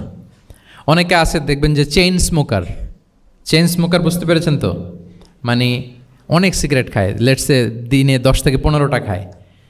তো যে চেইন স্মোকার, আপনি যদি বলেন যে এটা হারাম, আজকেই তোমার বাদ দিতে হবে, হারাম, এটা খাইতে পারবে না, পারবে? ও দুনিয়া সব বাদ দিতে পারবে, সিগারেট বাদ দিতে পারবে না। তো তারে কী করতে হবে? ফ্লেক্সিবিলিটি দিতে হবে, যে আস্তে আস্তে ছাড়েন। 10টা করে খান তো চালাইতে থাকেন, আজকে 10টা খাইছেন, কালকে 9টা করে খান, চালাইতে থাকেন, একসাথে সব বন্ধ করার দরকার নেই। তারপরের সপ্তাহে 8টা করে খান, এরপরের সপ্তাহে 5টা করে খান, অল্প অল্প করে অবশ্যই সে কমাতে পারবে। এরপরের সপ্তাহে 2টা খান, এরপরের সপ্তাহে বন্ধ করেন না, চালাইতে থাকেন। সে চালাচ্ছে কিন্তু কমিয়ে আনতেছে, চালাচ্ছে কিন্তু। আচ্ছা, যেই সপ্তাহে সে 1টা সিগারেট খেলো, এরপরের সপ্তাহে ওটা তো বাদ দিলেও তার গায়ে লাগার কথা না, ঠিক কিনা বলেন? যেই সপ্তাহে কয়টা খেলো, এটা তো স্যাক্রিফাইস করা যায়, কিন্তু 10টা থেকে 0-তে আসা সহজ না। তাহলে গ্রাজুয়ালি আমরা এই ভুলটা করি। অনেকের নতুন করে আল্লাহ তাআলা রিয়েলাইজেশন দিয়েছেন, নতুন দিনে আসছে, দিনে ফিরছে, মানে প্র্যাকটিসিং হতে চায়। এখন আপনি তারে পাইয়া এমন নিয়ম কানুন দেখাচ্ছেন, বেচারা তো বলে আগে যা ছিলাম ওইটাই ভালো ছিলাম। এরকম হয় না অনেক সময়? হ্যাঁ, ধরেন যে কোনো একজন নারী, সে হয়তো পর্দা মেনটেন করে না, একটু হিপ হপ স্টাইলে চলাফেরা করে। তো সে ভাবলো যে না, আমি তো অনেক ভুল করে ফেলছি, আমি সংশোধন হব, আমি প্র্যাকটিসিং হতে চাই। তা এখন যখন সে আপনার কাছে আসছে নাসিহাত নেওয়ার জন্য, আপনি যদি বলেন যে তোমার এই করতে হবে, বোরকা ঝুলাইতে হবে, হাত মোজা, পা মোজা, পারবে? এ বলবে আগে যা ছিলাম ভালোই ছিলাম। তাকে একটু একটু করে বোঝাতে হবে, মানে এই হেজাব এটা কেন, হ্যাঁ, কাভারিং আওরা এটা কেন এটা করতে, এটা বেনিফিটটা আগে বুঝালেন। যে Islam consider women as a queen, নারীকে ইসলাম কি হিসেবে কনসিডার করে? রানী হিসেবে। তো রানীর তো একটা ড্রেস কোড থাকবে, স্পেশাল পোশাক থাকবে, এগুলো বুঝাবেন। সে যাতে একটু নিজেকে গুছিয়ে চলে, শুরুর দিকে আপনি এই বার্তা দিতে পারেন যে একটু গুছিয়ে চলতে হবে। এরপর একটু শালীন পোশাকে যেন সে অভ্যস্ত হয়, এটা বললেন। সে যখন শালীন পোশাকে অভ্যস্ত, তারপরে হেজাবের ফজিলত বললেন, সে যেন হেজাব পরে। যখন সে হেজাব পরে, এরপরে তাকে নেকাবের কথা বললেন। এইভাবে আস্তে আস্তে তাকে বোঝাতে হবে। কিন্তু একবারে যদি সব চাপিয়ে দেন, বলেন তো আওয়াজ করে, সে কি ওটা রিসিভ করতে পারবে? কারণ এই যে গ্রাজুয়ালিটি আর তাদাররুজ, এই সিস্টেমটা আপনি ভায়োলেট করেছেন, করেন নাই। মুআয ইবনে জাবাল রাদিয়াল্লাহু তাআলা আনহুকে আল্লাহ রাসূল সাল্লাল্লাহু আলাইহি ওয়াসাল্লাম তিনি ইয়ামানের গভর্নর করে পাঠিয়েছেন। তো পাঠানোর আগে he was explaining a teaching guideline to his fellow সাহাবা। ওনাকে শিখাইতেছেন, তুমি যে যাবা মুআল্লিম হিসেবে, গভর্নর হিসেবে, কীভাবে দাওয়াতটা দিবে আগে শোনো। তিনি মুআয ইবনে জাবালকে বললেন, ইন্নাকা তা'তি কওমান মিন আহলিল কিতাব। হে মুআয, জেনে রাখো, এমন একটা এলাকায় তোমাকে পাঠাচ্ছি, তারা কিন্তু আহলে কিতাব, মানে তারা হচ্ছে Jewish and Christian community, they are not Muslim, তারা কিন্তু ইহুদি খ্রিস্টান ওখানে। সো তুমি কিভাবে দাওয়াত দিবা? ফাদউহুম ইলা শাহাদাতি আন লা ইলাহা ইল্লাল্লাহ আন্না মুহাম্মাদুর রাসূলুল্লাহ। প্রথমে তাওহীদের দাওয়াত দিবা। আওয়াজ করে বলেন, প্রথমে দাওয়াত হবে কিসের? তাওহীদের। ফাইনহুম আতাউ লিযালিক, বাক্যটা খেয়াল করেন। যখন তারা এটা মেনে নিবে, এটাতে অভ্যস্ত, তারপর তুমি দাওয়াত দিবা যে আল্লাহ প্রতিদিন 5 ওয়াক্ত সালাত ফরজ করেছেন। কয় ওয়াক্ত? 5 ওয়াক্ত সালাত। আচ্ছা, ফাইনহুম আতাউ লিযালিক, যখন তারা 5 ওয়াক্তে সালাতে অভ্যস্ত হবে তখন বলবা যে আল্লাহ তাআলা ধনীদের উপর জাকাত ফরজ করেছেন। ফাইনহুম আতাউ লিযালিক, যখন ওইটা মানবে এরপরে বলবা রমজানের রোজা ফরজ করেছেন। সুবহানাল্লাহ, সুবহানাল্লাহ, আল্লাহু আকবার। তাহলে ধাপে ধাপে দেখেন, এই যে টিচিং গাইডলাইন তিনি দিচ্ছেন ওনার ফেলো সাহাবাকে, ফেলো ক্যাম্পেনিয়নকে, যে তুমি ইয়ামানে যে একবারে সব বিধান তুমি যা জানো মনে করো না যে সবাই ওইটা মানবে। তারা জুইশ, তারা খ্রিস্টিয়ান, একটু একটু করে তাদেরকে দাওয়াত দিতে হবে। তাহলে গ্রাজুয়ালিটি পাঠদান পদ্ধতির একটা অন্যতম বিষয় হচ্ছে কি গ্রাজুয়ালিটি, মানে ধাপে ধাপে ধীরে ধীরে অল্প অল্প করে বোঝানো। আচ্ছা, রাসূল সাল্লাল্লাহু আলাইহি ওয়াসাল্লাম মাঝে মাঝে কোনো কথার গুরুত্ব বোঝানোর জন্য শপথ করতেন। Drawing attention by making oath, শপথ করে কথার গুরুত্ব বোঝাতেন। তিনি বলতেন ওয়াল্লাহি ইন্নী লা আস্তাগফিরুল্লাহ ওয়া আতুবু ইলাইহি ফিল ইয়াউমি আকসারা মিন ৭০ মাররা। আল্লাহর শপথ, আমি নবী প্রতিদিন ৭০ বারেরও বেশি তওবা ইস্তেগফার করি। কয় বারেরও বেশি? ৭০ বার। এই কথাটার তাওবা ইস্তেগফারের গুরুত্ব বোঝাতে যেয়ে তিনি শুরুতে বলেছেন ওয়াল্লাহি, আল্লাহর শপথ। এরকম অনেক হাদিসে পাওয়া যায়, তিনি বলেছেন ওয়াল্লাযী নাফসু মুহাম্মাদিন বিয়াদিহি, ওই সত্তার শপথ যার হাতে মুহাম্মাদের আত্মা। আবার মাঝে মাঝে বলেছেন ওয়াল্লাযী নাফসি বিয়াদিহি, ওই সত্তার শপথ যার হাতে আমার আত্মা। এভাবে বলে তিনি কথা শুরু করেছেন। যখন তিনি এরকম শপথ করতেন তখন কথার গুরুত্ব বোঝা যেত। কি বোঝা যেত? গুরুত্ব বোঝা যেত। তাহলে শপথ করে মাঝে মাঝে তিনি জিনিস বোঝাতেন। আচ্ছা, আমরা আমাদের বিভিন্ন প্রেজেন্টেশন বা লেকচার বোঝানোর জন্য অনেক মিনস ইউজ করি না? আল ওয়াসাইল তালিমিয়া, এটাও কিন্তু রাসূল সাল্লাল্লাহু আলাইহি ওয়াসাল্লাম করতেন। আমরা কি করি আমি তো জানি না আপনাদের আইএসসিতে ক্লাসরুমগুলো কেমন, নিশ্চয়ই সেখানে হোয়াইট বোর্ডে তো আছেন। হোয়াইট বোর্ডে কী দিয়ে লেখা হয়? মার্কার। আচ্ছা, প্রেজেন্টেশন স্লাইড মাঝে মাঝে ইউজ করেন না? বা টিচার করে কি না? তো সেটা কীভাবে করে? মাইক্রো প্রজেক্টর দিয়ে করে। এগুলো হচ্ছে আল ওয়াসাইল তালিমিয়া। তো রাসূল সাল্লাল্লাহু আলাইহি ওয়াসাল্লামের সময় তো এই স্লাইডও ছিল না, ডিজিটাল বোর্ডও ছিল না, হোয়াইট বোর্ডও ছিল না, হ্যাঁ, মার্কার ছিল না, ওইরকম কিছু ছিল না। তো উনি কি ইউজ করতেন? উনিও চমৎকার চমৎকার কিছু মাধ্যম ইউজ করতেন, আপনারা শুনলে অবাক হবেন। আপনাদের মনোযোগ আছে তো সবার, না? আচ্ছা, আমরা দেখি যে উনি কি ইউজ করতেন। উনি অনেক ধরনের ভিজুয়াল ডেমনস্ট্রেশন করতেন। ভিজুয়াল ডেমনস্ট্রেশন মানে যেটা আপনি চোখ দিয়ে দেখে শিখে ফেলবেন, বুঝে যাবেন। হ্যাঁ, visual demonstration. Physical gesture use করে এটা করতেন। ফিজিক্যাল জেস্চার, অঙ্গভঙ্গি, বাংলা কি বলে? অঙ্গভঙ্গি। রাসূল সাল্লাল্লাহু আলাইহি ওয়াসাল্লাম, এটাতে তো আর কিছু আধুনিক বিজ্ঞান আইটি তো লাগতেছে না, কি বলেন? আমার হাত পা দিয়ে আমি একটা কিছু বোঝাচ্ছি। তো রাসূল সাল্লাল্লাহু আলাইহি ওয়াসাল্লাম কিন্তু এটা করতেন। একবার তিনি ইয়াতিমের রক্ষণাবেক্ষণ যারা করে তাদের মর্যাদা কত, ফজিলত কত, এটা বোঝাতে যে একবার তিনি বলতেছেন আনা ওয়া কাফিলুল ইয়াতিমি ফিল জান্নাতি কাহাতাইন, আমি এবং এতিমের রক্ষণাবেক্ষণকারী জান্নাতে ঠিক এইভাবে থাকবো। এইভাবে থাকবো মানে খুব কাছাকাছি থাকবো। He will be my neighbour, very close neighbour. এবং বোঝাতে যে এই যে উস্তা আর সাব বাবা, দুই আঙ্গুল এভাবে, এই আঙ্গুল থেকে এই আঙ্গুলের দূরত্ব কতটুকু? 1 মাইল নাকি কত? একেবারে কাছে। এই আঙ্গুল থেকে আঙ্গুলের তেমন কোনো দূরত্বই নাই, মানে খুব কাছে। এটা দিয়ে তিনি বুঝালেন আমি এবং এতিমের রক্ষণাবেক্ষণকারী ঠিক এভাবে থাকবো যেভাবে এই দুটো আঙ্গুল কাছাকাছি। আল্লাহু আকবার। তাহলে এই যে ফিজিক্যাল জেস্চার ইউজ করলেন কিনা, অঙ্গভঙ্গি, এটাকে বলে ভিজুয়াল ডেমনস্ট্রেশন। কি বলে? Visual demonstration. এবং রিসার্চাররা বলতেছেন যে approximately 80% of human learning comes through the visual demonstration.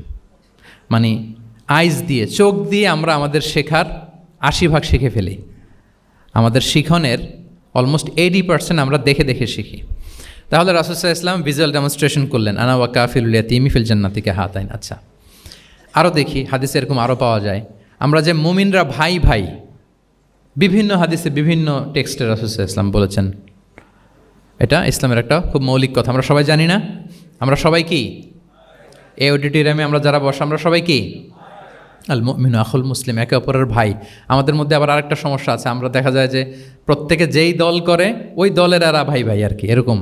এই হাদিসের একটা নিজস্ব অর্থ বলয় আমরা করে নিয়েছি যে ভাই ভাই ঠিক আছে, বাট আমি এই দলের, সো আমরা ভাই ভাই। আচ্ছা, ওরা ওই দল, তো ওরা কি নিজেরা নিজেরা আসলে কি এই ভাই ভাই নাকি?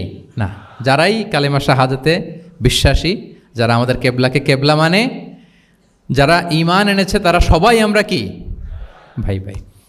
এই যে আমাদের ভ্রাতৃত্বের বন্ধনটা যে খুব অটুট এবং মজবুত সুদৃঢ়, এটা বোঝানোর জন্য রাসূল ইসলাম একবার বললেন, আল মুমিনু লিল মুমিনি কাল বুনিয়ান, মুমিন যে ভাই ভাই, এই ভ্রাতৃত্বের বন্ধন হচ্ছে সুদৃঢ় প্রাচীরের মতো।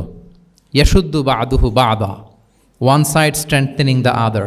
একটা বড় প্রাচীর, যেমন এই বিল্ডিংটা যেমনি এই পাশ ওই পাশটাকে মজবুত করে ধরে রেখেছে, ওই পাশ যেমনি এটাকে মজবুত করে ধরে ঠায় দাঁড়িয়ে আছে বছরের পর বছর, যুগের পর যুগ। রাসূল সাল্লাল্লাহু আলাইহি ওয়াসাল্লাম বললেন, মুমিন যে ভাই ভাই তাদের সম্পর্কটা এরকম সুদৃঢ়। কতটা সুদৃঢ় এটা বলতে যে ওয়াশাব্বাকা বাইনা আসওয়াবিহি, তিনি হাতের এই 5 আঙ্গুল এই 5 আঙ্গুলের ভেতরে ঢুকাই দিলেন। এরকম ধরেন তো একটু সবাই, আচ্ছা ঢুকিয়ে একটু চাপ দেন।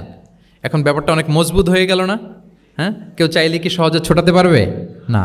তাহলে এই যে আরেকটা ভিজুয়াল ডেমনস্ট্রেশন পেয়েছেন ফিজিক্যাল জেস্চার, অঙ্গভঙ্গি করে তিনি বুঝাইলেন যে আমাদের ভ্রাতৃত্বটা এইরকম মজবুত, মানে ওনার কাছে যা ছিল ওইটা বুঝাতে যে তিনি এই ফিজিক্যাল জেস্চারটা নিয়েছেন যে মুমিন ভাই ভাই এবং আমাদের ভ্রাতৃত্বের বন্ধনটা ঠিক এরকম মজবুত, লাইক দিস। তাহলে এটাকে বলে ভিজুয়াল ডেমনস্ট্রেশন, যেহেতু এতে করে সাহাবারা সহজে বুঝতো, এটা দিয়ে সহজে বুঝলো। আবার মাঝে মাঝে তিনি ড্রয়িং করেছেন, আমাদের মতো ডিজিটাল সিস্টেমে ড্রয়িং করে না, এখন তো খুব ইজি। তো তিনি কীভাবে ড্রয়িং করেছেন, একবার সাহাবিদেরকে নিয়ে তিনি মরুভূমির মাঝখানে খেজুরের ডাল নিয়ে একটা স্ট্রেট লাইন, সরল রেখা আঁকলেন। খাত্তা লানা রাসূলুল্লাহ সাল্লাল্লাহু আলাইহি ওয়াসাল্লাম খাত্তান, আল্লাহ রাসূল সাল্লাল্লাহু মরুভূমিতে খেজুরের ডাল দিয়ে টেনে একটা স্ট্রেট লাইন মানে সরল রেখা আঁকলেন। একে বললেন হাযা সাবিলুল্লাহ, এটা হচ্ছে আল্লাহর রাস্তা, মানে সিরাতুম মুস্তাকিম। এরপরে এই স্ট্রেট লাইন সরল রেখার ডানে বায়ে ছোট ছোট অনেকগুলো দাগ কাটলেন খেজুরের ডাল দিয়ে, আর বললেন হাযিহি সুবুলুশ শাইতান, এগুলো হচ্ছে শয়তানের রাস্তা। ফি কুল্লি সাবিলিন শাইতান, এই প্রত্যেকটা রাস্তায় একটা করে শয়তান থাকে, সে তার শয়তানি কাজের হাতছানি তোমাদের দেয়। তাহলে খেজুরের ডাল দিয়ে একটা স্ট্রেট লাইন সরল রেখা করে বললেন এটা সিরাতুম মুস্তাকিম সাবিলুল্লাহ, আর ডানে বায়ে ছোট ছোট দাগ কেটে বললেন এগুলো হচ্ছে সাবিলুশ শয়তান, ওই পথে শয়তানের হাতছানি দেয়া পথে কভু যাওয়া যাবে, বরং সিরাতুল মুস্তাকিমে থাকা লাগবে। তাহলে এই যে ভিজুয়াল ডেমনস্ট্রেশন ব্যাপারটা ক্লিয়ার হয়েছে না? কাফিলুল ইয়াতিমি কাহাতাইন শাব্বাকা বাইনা আসাবিহি খাত্তা লানা রাসূল সাল্লাল্লাহু আলাইহি ওয়াসাল্লাম খাত্তা। তাহলে এভাবে ওনার সাধ্যের নাগালে যা যা ছিল সাহাবাদেরকে আরও বুঝাতে, ভালো করে to clarify the issue, to visualize the matter, রাসূল সাল্লাল্লাহু আলাইহি ওয়াসাল্লাম এগুলোর ব্যবহার করেছেন। এরপর মাঝে মাঝে সাহাবীদের মস্তিষ্কের যাতে ব্যায়াম হয়, শিক্ষার্থীর কল্পনার জগতে কোনো কিছু চিত্রায়িত করা, এতে করে মস্তিষ্কের ব্যায়াম হয় আর কি, to enhance the power of imagination, আপনার ইমাজিনারি পাওয়ারকে ডেভেলপ করবার জন্য। রাসূল ইসলাম হাদিসে এরকম অনেক কথা বলেছেন যে তোমরা একটু ভাবো তো, এরকম হইলে কেমন হয়, এমন হইলে কেমন হয়, তেমন হইলে কেমন হবে। এই কথাগুলো যখন বলতেন সাহাবারা ভাবনার জগতে হারিয়ে যেত, ভাবতেন, কল্পনার রাজ্যে হারিয়ে যেতেন, ওনাদের মস্তিষ্কের ব্যায়াম হতো, ইমাজিনেশনের যে পাওয়ার এটা ডেভেলপ করতো, এমনটা পাওয়া যায়। রাসূল ইসলাম একবার বললেন আরাআইতুম লাউ আন্না নাহরান বিবাবি আহাদিকুম ইয়াগতাসিলু মিনহু কুল্লা ইয়াউমিন খামসা মাররাতিন হাল ইয়াবকা মিন দারানিহি শাই। আচ্ছা বলো তো, তোমরা একটু ভাবো তো, কল্পনার রাজ্যে হারিয়ে যাও, ভেবে দেখো তো, ধরো যে তোমার বাড়ির সামনে একটা ঝর্ণাধারা আছে বা একটা চমৎকার লেক আছে যেখানে স্বচ্ছ স্ফটিক পানি, তুমি যদি প্রতিদিন ওই ঝর্ণায় যে বা ওই লেকে নেমে 5 বার গোসল করো, তোমার গায়ে কোনো ময়লা থাকবে আর? সাহাবারা কল্পনা করে বলে না, মনে মনে ভাবতেছে যে গোসল করতেছে, 5 বার গোসল করার পরে আর আমার গায়ে দুর্গন্ধ, ঘামের গন্ধ থাকবে কি করে? না, কোনো ময়লা থাকবে না। সাহাবারা বলল লা ইয়া রাসূলুল্লাহ লা ইয়াবকা মিন দারানিহি শাই। রাসূল ইসলাম তখন বলেন ফাকাযালিকা মাসালু সলাওয়াতিল খামস, এটা হচ্ছে 5 ওয়াক্ত সালাতের দৃষ্টান্তের মতো, ইয়ামহুল্লাহু বিহিন্নাল খাতায়া। কারো ঘরের সামনে যদি একটা স্বচ্ছ লেক থাকে, পানির ফোয়ারা, সে যদি 5 বার গোসল করে তার গায়ে যেমনি কোনো দুর্গন্ধ, ময়লা, আবর্জনা কিছু থাকে না, কেউ যখন 5 ওয়াক্ত সালাত আদায় করে তখন এই সালাতও তার সব গুনাহগুলোকে ধুয়ে মুছে এরকম পাক পবিত্র সাফ করে দেয়। সুবহানাল্লাহ। বুঝে গেলেন যে সালাওয়াতুল খামস কিভাবে আমাদের পাপ মুছে ক্লিনজিং করে, এটা সাহাবারা ইজিলি বুঝে গেলেন।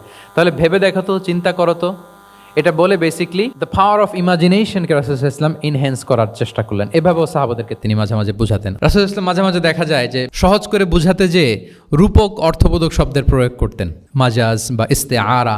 তো মাজাজ বা ইস্তেআরা মানে হচ্ছে ম্যাটাফোর, কোনো জিনিসকে আরও সহজ করে বোধগম্যময় করতে রাসূল সাল্লাল্লাহু আলাইহি ওয়াসাল্লাম এই ম্যাটাফোরকে ইউজ করতেন। যেমন রাসূল সাল্লাল্লাহু আলাইহি ওয়াসাল্লাম নারীদের প্রতি সদয় হওয়ার জন্য পুরুষদেরকে তিনি বলেছেন রিফকান বিল কাওয়ারির, অর্থাৎ কাঁচগুলোর সাথে ভালো আচরণ করো, মানে কাঁচগুলোকে দেখে রেখো। কাঁচের পাত্র দিয়ে তিনি নারীদেরকে, স্ত্রীদেরকে বুঝিয়েছেন রিফকান বিল কাওয়ারির। আচ্ছা বলেন তো, কাচের গ্লাস, প্লেট, তৈজসপত্র এক বাড়ি থেকে যদি আরেক বাড়িতে, লেটসে আপনি বাসা শিফট করবেন, আপনার কাছে অনেক কাচের তৈরি গ্লাস, প্লেট, তৈজসপত্র আছে, চট্টগ্রামের এই থানা থেকে ওই থানায় আপনি বাসা চেঞ্জ করবেন, এগুলো নেওয়ার সময় আপনারা কি করেন বলেন? র্যাপিং করে, এক্সট্রা প্রিকশন নিয়ে খুব সাবধানে এটাকে ধরতে হয়, রাখতে হয়, সেট করতে হয়, নামাতে হয়, ঠিক কিনা বলেন? এটা বোঝাতে যে নারীদের সাথে কোমল আচরণ করো, সদয় আচরণ করো, এটা বোঝাতে যে রাসূল সাল্লাল্লাহু আলাইহি ওয়াসাল্লাম বলেছেন রিফকান বিল কাওয়ারির।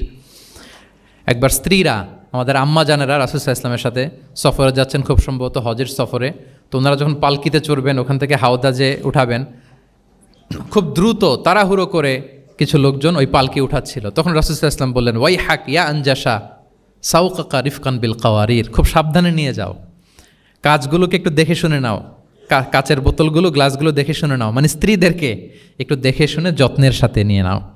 তাহলে নারীদেরকে কিসের সাথে তুলনা করেছেন? কাচের গ্লাস, কাচের তৈজসপত্র, কাচের সামগ্রী, যাতে বুঝতে সুবিধা হয়। কাচের গ্লাস তোমরা যেমনি ধরো, রাখো, ডিল করো, নারীদের সাথেও এভাবে কি কোমল আচরণ করতে হবে। আচ্ছা, আমি শুরুতেই বলেছিলাম যে রাসূল সাল্লাল্লাহু আলাইহি ওয়াসাল্লামের সাহাবীদেরকে কিছু শেখানো পদ্ধতিটা মেইনলি কি ছিল? কি বেসড? কারো মনে আছে? QnA based, right? এই তো মাশাআল্লাহ, কিউএনএ মানে প্রশ্নোত্তরমূলক। সাহাবারা প্রশ্ন করতো, রাসূল সাল্লাল্লাহু আলাইহি ওয়াসাল্লাম উত্তর দিতেন। কারণ কোরআনেও আমাদেরকে উৎসাহিত করা হয়েছে, ফাসআলু আহলা যিকরি ইন কুনতুম লা তা'লামুন, যদি না জানো তাহলে আহলু যিকির বা আহলুল ইলমকে জিজ্ঞেস করে জেনে নাও। এবং রাসূল সাল্লাল্লাহু আলাইহি ওয়াসাল্লাম বলেছেন ফাইন্নামা শিফাউল আইয়ি আস-সুআলু, অজ্ঞতার চিকিৎসা হচ্ছে প্রশ্ন করা। আপনি জানেন না তো আপনার কাজ কি করবেন? প্রশ্ন করবেন। আপনার টিচারকে প্রশ্ন করবেন, আপনার শায়েখকে কোশ্চেন করবেন, রিসার্চারকে আপনি বারবার কোশ্চেন করতে হবে। প্রশ্ন মানে তাকে জর্জরিত করতে, যত কোশ্চেন করবেন তত আপনি শিখতে পারবেন, যত কোশ্চেন করবেন তত আপনি শিখতে পারবেন। রাসূল সাল্লাল্লাহু আলাইহি ওয়াসাল্লাম এই পদ্ধতিটা সবচেয়ে বেশি অবলম্বন করতেন। কিছু নমুনা তো আমরা ইতিমধ্যে দেখেছি, আমরা আরও ভিতরে ঢুকি। রাসূল সাল্লাল্লাহু আলাইহি ওয়াসাল্লাম মাঝে মাঝে সাহাবাদেরকে প্রশ্ন করতেন, drawing attention of the listener by throwing question, প্রশ্ন ছুড়ে দেওয়ার মাধ্যমে ওনাদের মনোযোগ আছে না নাই এটা দেখতেন। এই যে মাঝে মাঝে আমি আপনাদেরকে জিজ্ঞেস করলে দেখা যায় যে আমি বুঝতে পারি যে আপনারা আমার সাথে আছেন না নাই, আপনাদের মনোযোগ আছে তো? আচ্ছা, ঠিক আছে, প্রশ্ন করবো একটু পরে, পুরো আলোচনা শেষে দুই একটা প্রশ্ন করবো, দেখি কে কতটুকু মনে রাখতে পারলেন। তো রাসূল সাল্লাল্লাহু আলাইহি ওয়াসাল্লাম একবার প্রশ্ন করলেন সাহাবাদেরকে, তাদের অ্যাটেনশন যাতে গ্রো করে। তিনি বললেন যে ইন্না মিনা শাজারি শাজারাতান লা ইয়াসকুতু ওয়ারাকুহা মাসালুহা ইন্নাহা মাসালুল মুসলিম হাদ্দিসুনি মা হিয়া। তিনি সাহাবাদেরকে বললেন, সাহাবারা, এক ধরনের গাছ আছে যেই গাছের পাতা কখনো ঝরে না। কি কখনো ঝরে না? আচ্ছা, এর দৃষ্টান্ত হচ্ছে মুসলিমের দৃষ্টান্তের মতো। হাদ্দিসুনি মা হিয়া, বলো তো এটা কোন গাছ? যখন বলছে কোন গাছ, সাহাবারা চলে গেছে অনেক দূরে, সহজ হলে তো আর জিজ্ঞেস করবে না, নিশ্চয়ই আনকমন কোনো গাছ। এবার ভাবতেছে, দেখি তো খাইবারে গেছিলাম, খাইবারের আশেপাশে কী গাছ আছে। ওই যে তাবুকে ঘুরে আসলাম, তাবুকের পথিমধ্যে ক্যাকটাস, গুলমলতা, আরবের কী কী গাছ, ঘুরতে ঘুরতে সবাই দেখে যে না ওগুলোর তো পাতা ঝরে। খুঁজতে খুঁজতে সারা দুনিয়া খুঁজে ফেলতেছে সাহাবারা, কিন্তু ওনাদের নিজেদের জাতীয় গাছ যেটা, ঘরের পিছনে যে গাছের সারি সারি, যেই গাছের ফল খেয়ে ওনারা জীবন ধারণ করেন, যেটা ওনাদের সমাজ, রীতি, ঐতিহ্য, ট্র্যাডিশনের সাথে জড়িত, ওই গাছের নামে ভুলে গেছে, ওইটা মনে করতে পারতেছে, সবাই দূরে চলে গেছে। হাদিসে এসেছে ফাওয়াকা আন্না সুফি শাজারিল বাওয়াদি, দূর দূরান্তের গাছ নিয়ে ভাবতেছে, ভেবে ভেবে হয়রান, কেউ বলতে পারে না। তখন বাধ্য হয়ে রাসূল সাল্লাল্লাহু আলাইহি ওয়াসাল্লামকে বলল, ইয়া রাসূলুল্লাহ, আপনি একটু আমাদেরকে বলে দেন যে ইয়া রাসূলুল্লাহ হাদ্দিস না মাহিয়া, এটা কোন গাছ? তখন রাসূল সাল্লাল্লাহু আলাইহি ওয়াসাল্লাম বললেন, ইন্নাহা নাখলা, খেজুর গাছ। খেজুর গাছের পাতা পড়ে না, ডাল টেনেও ছিঁড়া যায় না, খুব কষ্ট। তো এটার দৃষ্টান্ত মুসলিমের দৃষ্টান্তের ন্যায়।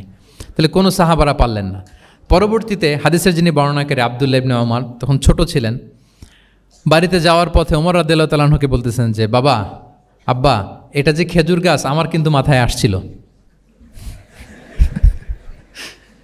তোমারে ফারুক বলেন, বলো কি, তোমার মাথায় আসছিল, তুমি বললে না কেন?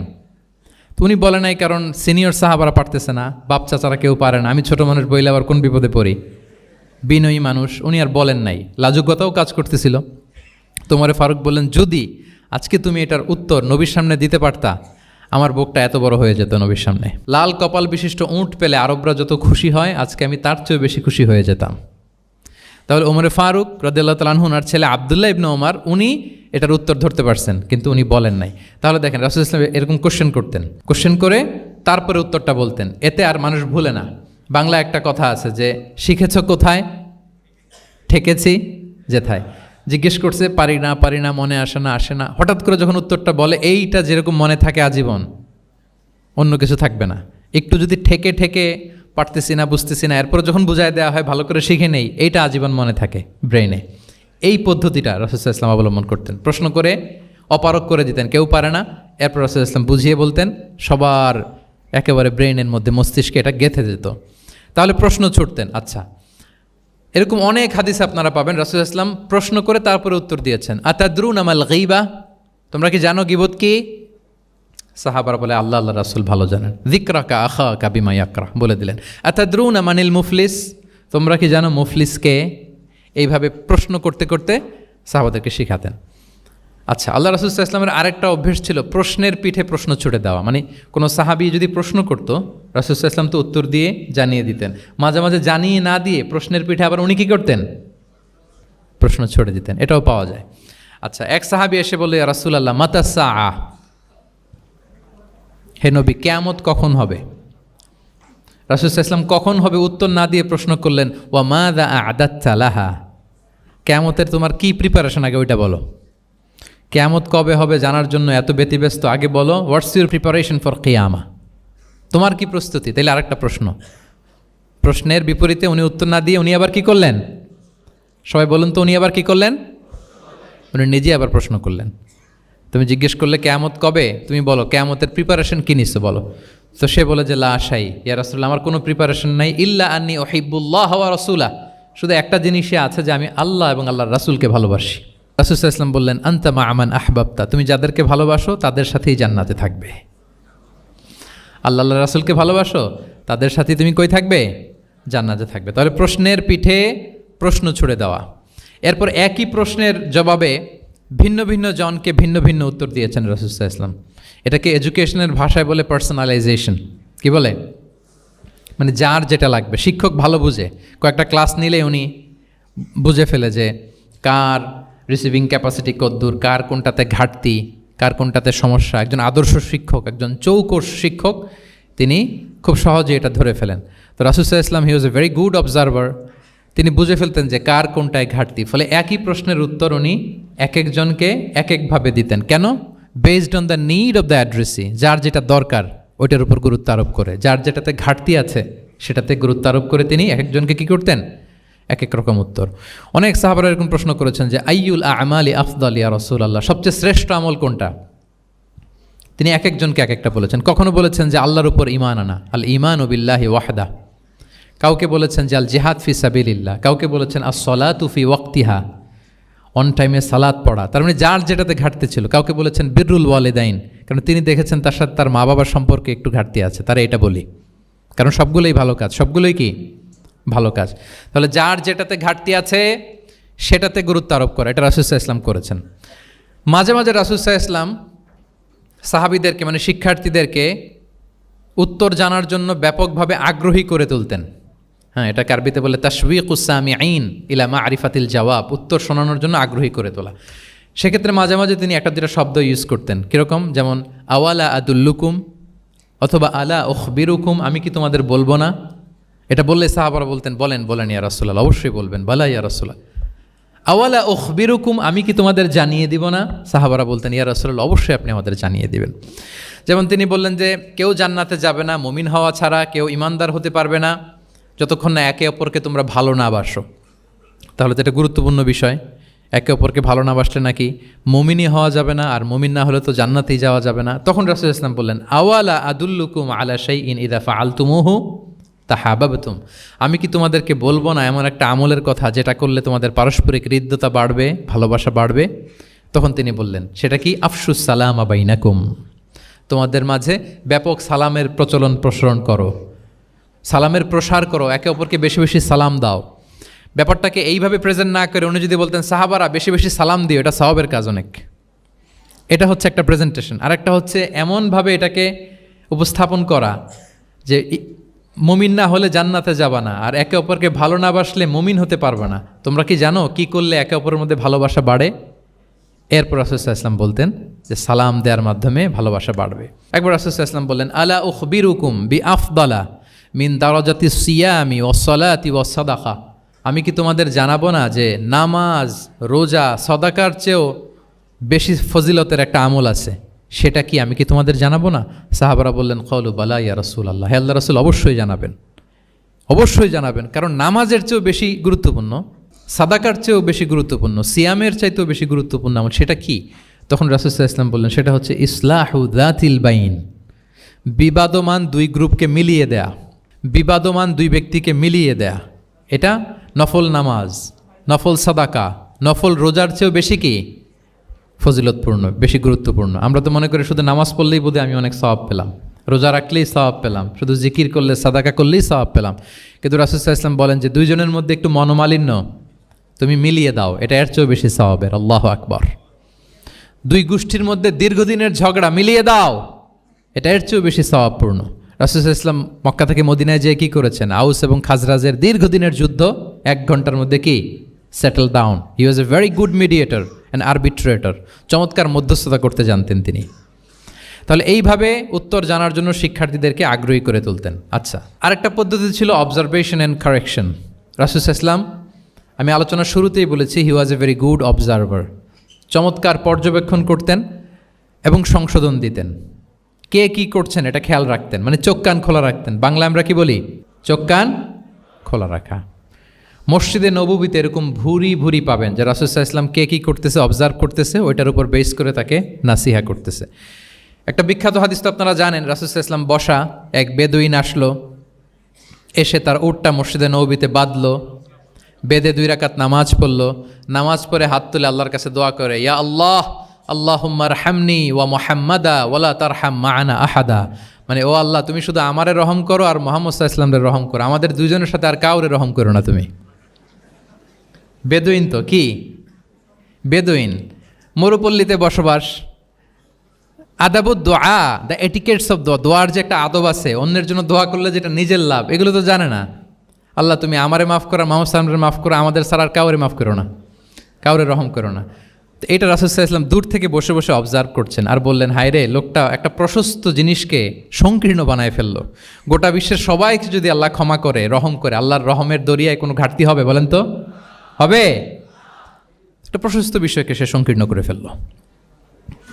এরপর কতটা সে বেদুইন, কি প্রকৃতির ছিল দেখেন। দোয়া টোয়া শেষে মসজিদে নববীর মাঝখানে বসে পেশাব করা আরম্ভ করছে। বিখ্যাত হাদিস জানেন, সবাই মারতে গেল, রাসূল সাল্লাল্লাহু আলাইহি ওয়াসাল্লাম থামালেন, বললেন পানি ঢেলে দাও, আর তাকে ডেকে বললেন, দেখো তুমি যে এখানে এই কাজটা করলা, প্রস্রাব করলা, এটা আমাদের এই মদিনার কমিউনিটির এবাদতগাহ।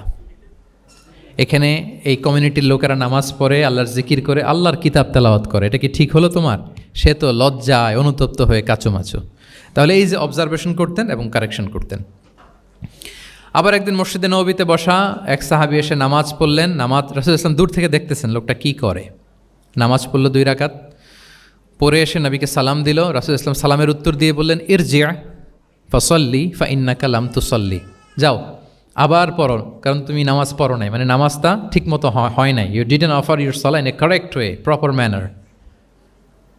ওই সাহাবী যে আবার 2 রাকাত পরে আসলেন, রাসূল সাল্লাল্লাহু আলাইহি ওয়াসাল্লাম একই কথা বললেন, ইরজি' সল্লি ফাইন্নাকা লাম তুসাল্লি, হয়নি নামাজ, আবার পড়ো। আবার পরে আসলেন, আবারও একই কথা। এখন 3 বার পড়ার পরও যখন হয় না, বেচারা ভাবলেন আবার যে বললে তো একই হবে, আমি তো এটাই জানি। তিনি বললেন, মা উহসিনু গায়রাহ, ইয়া রাসূল, এর চেয়ে ভালো আমি আর পারি না, ফাআল্লিমনি ইয়া রাসূলুল্লাহ, হে নবী আমাকে একটু শিখিয়ে দেন কীভাবে পড়ব। রাসূল সাল্লাল্লাহু আলাইহি ওয়াসাল্লাম বললেন, যখন নামাজে দাঁড়াবে, আল্লাহু আকবার বলে দাঁড়াবে, এরপর কোরআন থেকে যা সহজ লাগে পড়বে, তাড়াহুড়ো করবে না। কি করবে না? সবাই বলেন, কি করবে না? নামাজে কোনো তাড়াহুড়ো নাই, নো রাশিং ইন সালাহ, নো হ্যাস্টিনেস ইন সালাহ। নামাজে আমরা খুব তাড়াহুড়ো করি, এটা নামাজের যে প্রাণ, সালাতের প্রাণকে, রূহকে নষ্ট করে দেয়। যখন রুকুতে যাবে, স্ট্রেইট ফরওয়ার্ড রুকু করবে, হাত্তা তাতমা ইন্না রাকিআন। রাসূল সাল্লাল্লাহু আলাইহি ওয়াসাল্লামের রুকুর পিঠটা ছিল একেবারে স্ট্রেইট, এই টেবিলটা যেরকম স্ট্রেইট, এরকম স্ট্রেইট। লাউ সাব্বা আলাইহিল মা লাস্তাকার, পানি ভর্তি একটা বোতল যদি রাসূল সাল্লাল্লাহু আলাইহি ওয়াসাল্লামের রুকু দেয়া পিঠের উপর রাখতো, পানিটাও পড়তো না, বোতলটাও পড়তো না, স্ট্রেইট। এরকম উদাহরণ দিয়ে সাহাবারা বলতেন যে এত স্ট্রেইট রুকুর পিঠ যে পানি ভর্তি গ্লাস রাখলে পানিটাও কাঁপবে না, বোতলটাও পড়বে না। রাসূলুল্লাহ ইসলাম বলতেন সবচেয়ে বড় চোর যারা নামাজে চুরি করে। সাহাবারা বললেন এটা আবার কিভাবে? তিনি বললেন লা ইউতিম্মু রুকুআহু ওয়া সুজুদাহ, তারা নামাজের চোর যারা রুকু সেজদা ঠিক মতো করে না।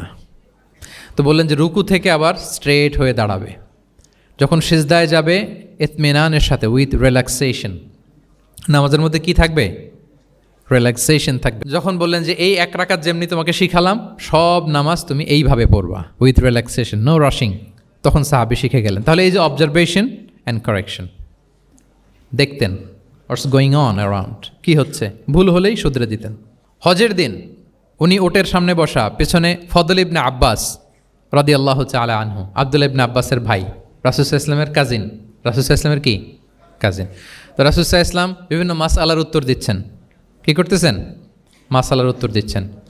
রাসূল সাল্লাল্লাহু আলাইহি ওয়াসাল্লাম হজ করেছিলেন কয়টা বলেন তো দেখি, কে জানে?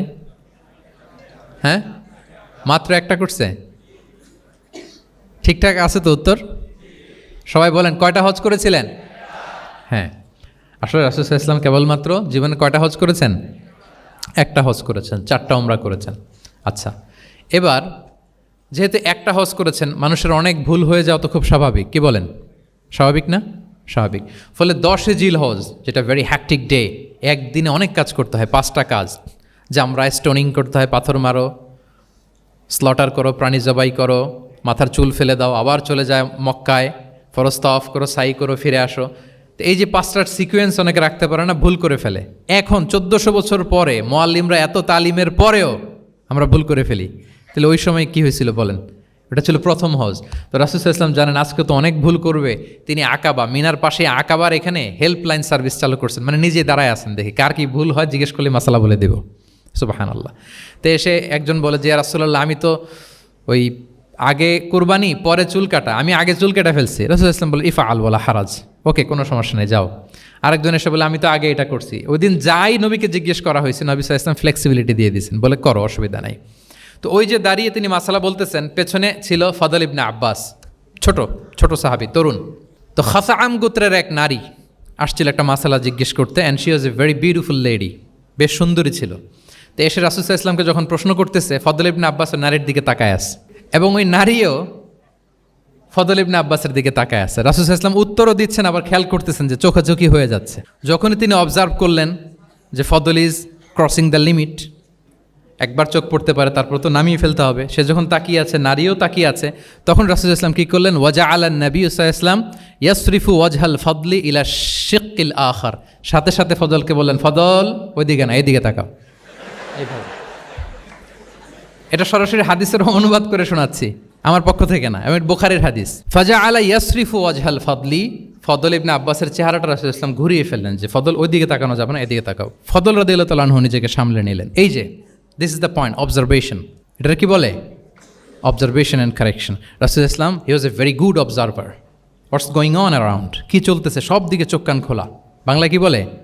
বাংলায় বললে বুঝবেন ভালো, চোখ কান খোলা রাখতে হবে। তো রাসূল ইসলাম খেয়াল করলেন এবং ওনার চেহারা ঘুরিয়ে দিলেন। এভাবে তিনি কেউ ভুল করলে শুধরে দিতেন। এবং শুধরে দেওয়ার আরেকটা নিয়ম রাসূল ইসলাম, আল্লাহু আকবার, অনেক পয়েন্টস এখানে, যে কিভাবে তিনি অন্যের ভুল শুধরাতেন। কিভাবে ভুল শুধরাতেন? আমরা কিভাবে ভুল শুধরাই? বাংলাদেশের যে টেন্ডেন্সি, কেউ ভুল করলে আর মাইক্রোফোন যদি পাই যে মাহফিলে, এইবার তো পাইছি ওই বেটারে, ও কাফের, ওর দাদা কাফের, ওর 14 গোষ্ঠী কাফের, ও মারা যাওয়ার পরে যেখানে কবর দিবে ওই কবরের উপর যে ঘাস উঠবে, ওই ঘাস যে গরু খাবে, ওই গরুর দুধ যে খাবে ও কাফের। আমি জাস্ট সিনারিওটা আপনাদের সাথে শেয়ার করি যে নিয়ম হচ্ছে কি। লেটস সে আমার একজন কো স্পিকার কোনো কিছু একটা ভুল করে ফেলছে, তার জানা নাও থাকতে পারে, আবার আমারও একটা জিনিস জানা নাও থাকতে পারে। কেউ ভুল করলে শুধরানোর নিয়ম হচ্ছে সে যে ভুলটা করলো এটা যে ভুল এটা জানানো, যে অনেকে এরকম বলে আসলে এটা ঠিক না, বরং ঠিক হচ্ছে এটা এবং এর পক্ষে দলিল হচ্ছে এটা, জাস্ট এটা বলে দেওয়া। এটা যদি বলে দেয় তাহলে কি হবে? যখন ওই যে ভুল করছে সে যখন শুনবে, তার নাম তো আর বলা হয় নাই, সে তো বুঝে যাবে এটা তো আমি ভুলটা করছি। ফলে আমি শুধরে গেলাম, ওই লোক শুধরে যাবে, আর বাকি যারা লিসেনার শ্রোতা তারা সবাই সতর্ক হয়ে যাবে। তাইলে যেটা উদ্দেশ্য ছিল কাউকে শুধরানো, ওটা হয়ে গেছে না? কারণ নাম নেওয়া প্রয়োজন হয়েছে? বলেন তো। রাসূল সাল্লাল্লাহু আলাইহি ওয়াসাল্লাম যখন কাউকে কারেক্ট করতেন তখন কখনো কারো নাম ধরে শুধরাতেন না, কারেক্ট করতেন না। আল্লাহু আকবার। নাম ধরে শুধরাতেন না, পাছে না সে লজ্জা পেয়ে যায়, পাছে না সে বিব্রত হয় মানুষের সামনে। সুবহানাল্লাহ। অন্যের রাইটস, অন্যের ব্যক্তিত্বের ব্যাপারে কতটা মর্যাদাশীল ছিলেন। কারণ কারো নাম ধরে তো আমার শুধরানোর দরকার নাই, এটা যে ভুল সোসাইটিকে এটা জানালেই হবে। তাহলে যে ভুল করছে সে শুধরে গেল, বাকিরা সতর্ক হয়ে গেল, ঠিক না? আচ্ছা, 3 সাহাবী মিলে একবার ভাবলো রাসূল সাল্লাল্লাহু আলাইহি ওয়াসাল্লাম বাড়িতে কি কি আমল করে, আমরা একটু আম্মাজানদের জিজ্ঞেস করি, তাহলে আমরাও আমাদের আমল একটু বাড়াবো। যে জিজ্ঞেস করলো যে আম্মাজানরা একটু বলেন তো উনি বাসায় কি কি ইবাদত করে, কতটুকু কোরআন পড়ে, তাহাজ্জুদ কেমনে পড়ে। আম্মাজানরা বর্ণনা দিলেন। বর্ণনা শোনার পরে কান্নাহুম তাকাল্লুহা, ওনাদের কাছে একটু কম মনে হইলো, মানে অনেক এক্সপেকটেশন নিয়ে আসছিল। তারা ভাবছিল মানে রাতে ঘুমাই না, সারা রাত তাহাজ্জুদ আর কান্নাকাটি করে রাসূল সাল্লাল্লাহু আলাইহি ওয়াসাল্লাম কাটায় দেয়, তাদের এরকম একটা ধারণা ছিল। কিন্তু এসে শুনে যে না, আসার পরে নাকি ঘুমোতে যায়, অনেকক্ষণ ঘুমিয়ে সেই মাঝরাতে নাকি ওঠে। যা যা বর্ণনা শুনলো কান্নাহুম তাকাল্লুহা, এদের কাছে একটু কম মনে হলো। তো একজন বলতেছে আরে কম না, আইনা নাহনু মিন রাসূলিল্লাহ, কোথায় আল্লাহ রাসূল আর কোথায় আমরা। গফির লাহু মা তাকাদ্দামা মিন যামবিহি ওয়া মা তাআখার, ওনার তো আগের পরের সব গুনাহই মাফ। আদতে তো গুনাহই নাই, নবীরা তো মাসুম। তো ওনার সাথে কি আমাদের তুলনা, আমাদের এত কম করলে হবে না, তো কী করতে হবে? একজন বলে যে আজকে থেকে আমি আর ঘুমাবোই না সারা রাত তাহাজ্জুদ পড়বো। আচ্ছা, আরেকজন বলে আমি আর না খেয়ে মানে রোজা ছাড়া থাকবো না, আমি সওমে ভিসাল করব, সারা বছর রোজা রাখবো, যা করে আল্লাহ, রোজা থামাবো না, আমি রেগুলার রোজা রেখেই যাব। আচ্ছা, আরেকজন বলে আমি আর আমার স্ত্রীদের কাছেই যাব না, আমি সন্ন্যাসী জীবন নিয়ে নিলাম, আমি সন্ন্যাসী থাকবো, স্ত্রীদের সাথে মেলামেশাতে এই আমি যাব না, আমি এটা থেকে বিরত থাকবো। এই কথা যখন রাসূল সাল্লাল্লাহু আলাইহি ওয়াসাল্লামের কানে গেল, রাসূল সাল্লাল্লাহু আলাইহি ওয়াসাল্লাম রেগে গেলেন। রেগে গিয়ে সাহাবীদেরকে জড়ো করলেন। জড়ো করে তিনি বলতে আরম্ভ করলেন, আনতুমুল্লাযীনা কুলতুম কাযা ওয়া কাযা, আচ্ছা তোমাদের মধ্যে কে কে নাকি এরকম এরকম বলছে।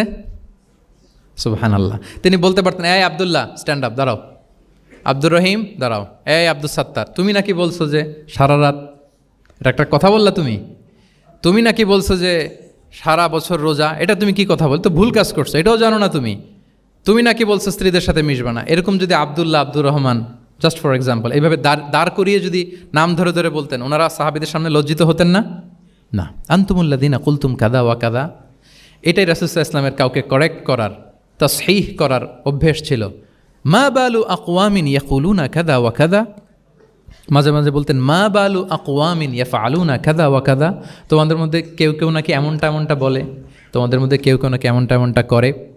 কই আমি তো রাতে ঘুমাই আবার সালাত পড়ি, কই আমি তো রোজা রাখি সোম বৃহস্পতি, বাকি দিনগুলোতে খাই, কই আমি তো আমার স্ত্রীদের সাথে মেলামেশা করি, এই সব কিছুকে ব্যালেন্স করেও তো আমার নবুয়তির তো আমার কোনো সমস্যা হয় নাই, আল্লাহ ভীরু হতে তো সমস্যা হয় নাই। ওয়াল্লাহি ইন্নী লা আখশাকুম লিল্লাহি ওয়া আতকাকুম লাহ, আল্লাহর শপথ আমি তোমাদের চাইতে আল্লাহকে বেশি ভয় করি, আমি তোমাদের চাইতে বেশি মুত্তাকি। তারপরেও এরকম ব্যালেন্সড লাইফ লিড করাতে আমার তো কোনো সমস্যা হয় নাই, তোমাদের কেন সমস্যা হলো, তোমরা এটা কোথায় পেলে? ফামান রাগিবা আন সুন্নাতি ফালাইসা মিন্নি, জেনে রাখো আমি যে স্ট্যান্ডার্ড ঠিক করে দিয়েছি এটাই সর্বশ্রেষ্ঠ ইবাদত, এর বাইরে যে কেউ যদি কিছু করে আমার সুন্নতের বাইরে, সে আমার দলভুক্ত হতে পারবে।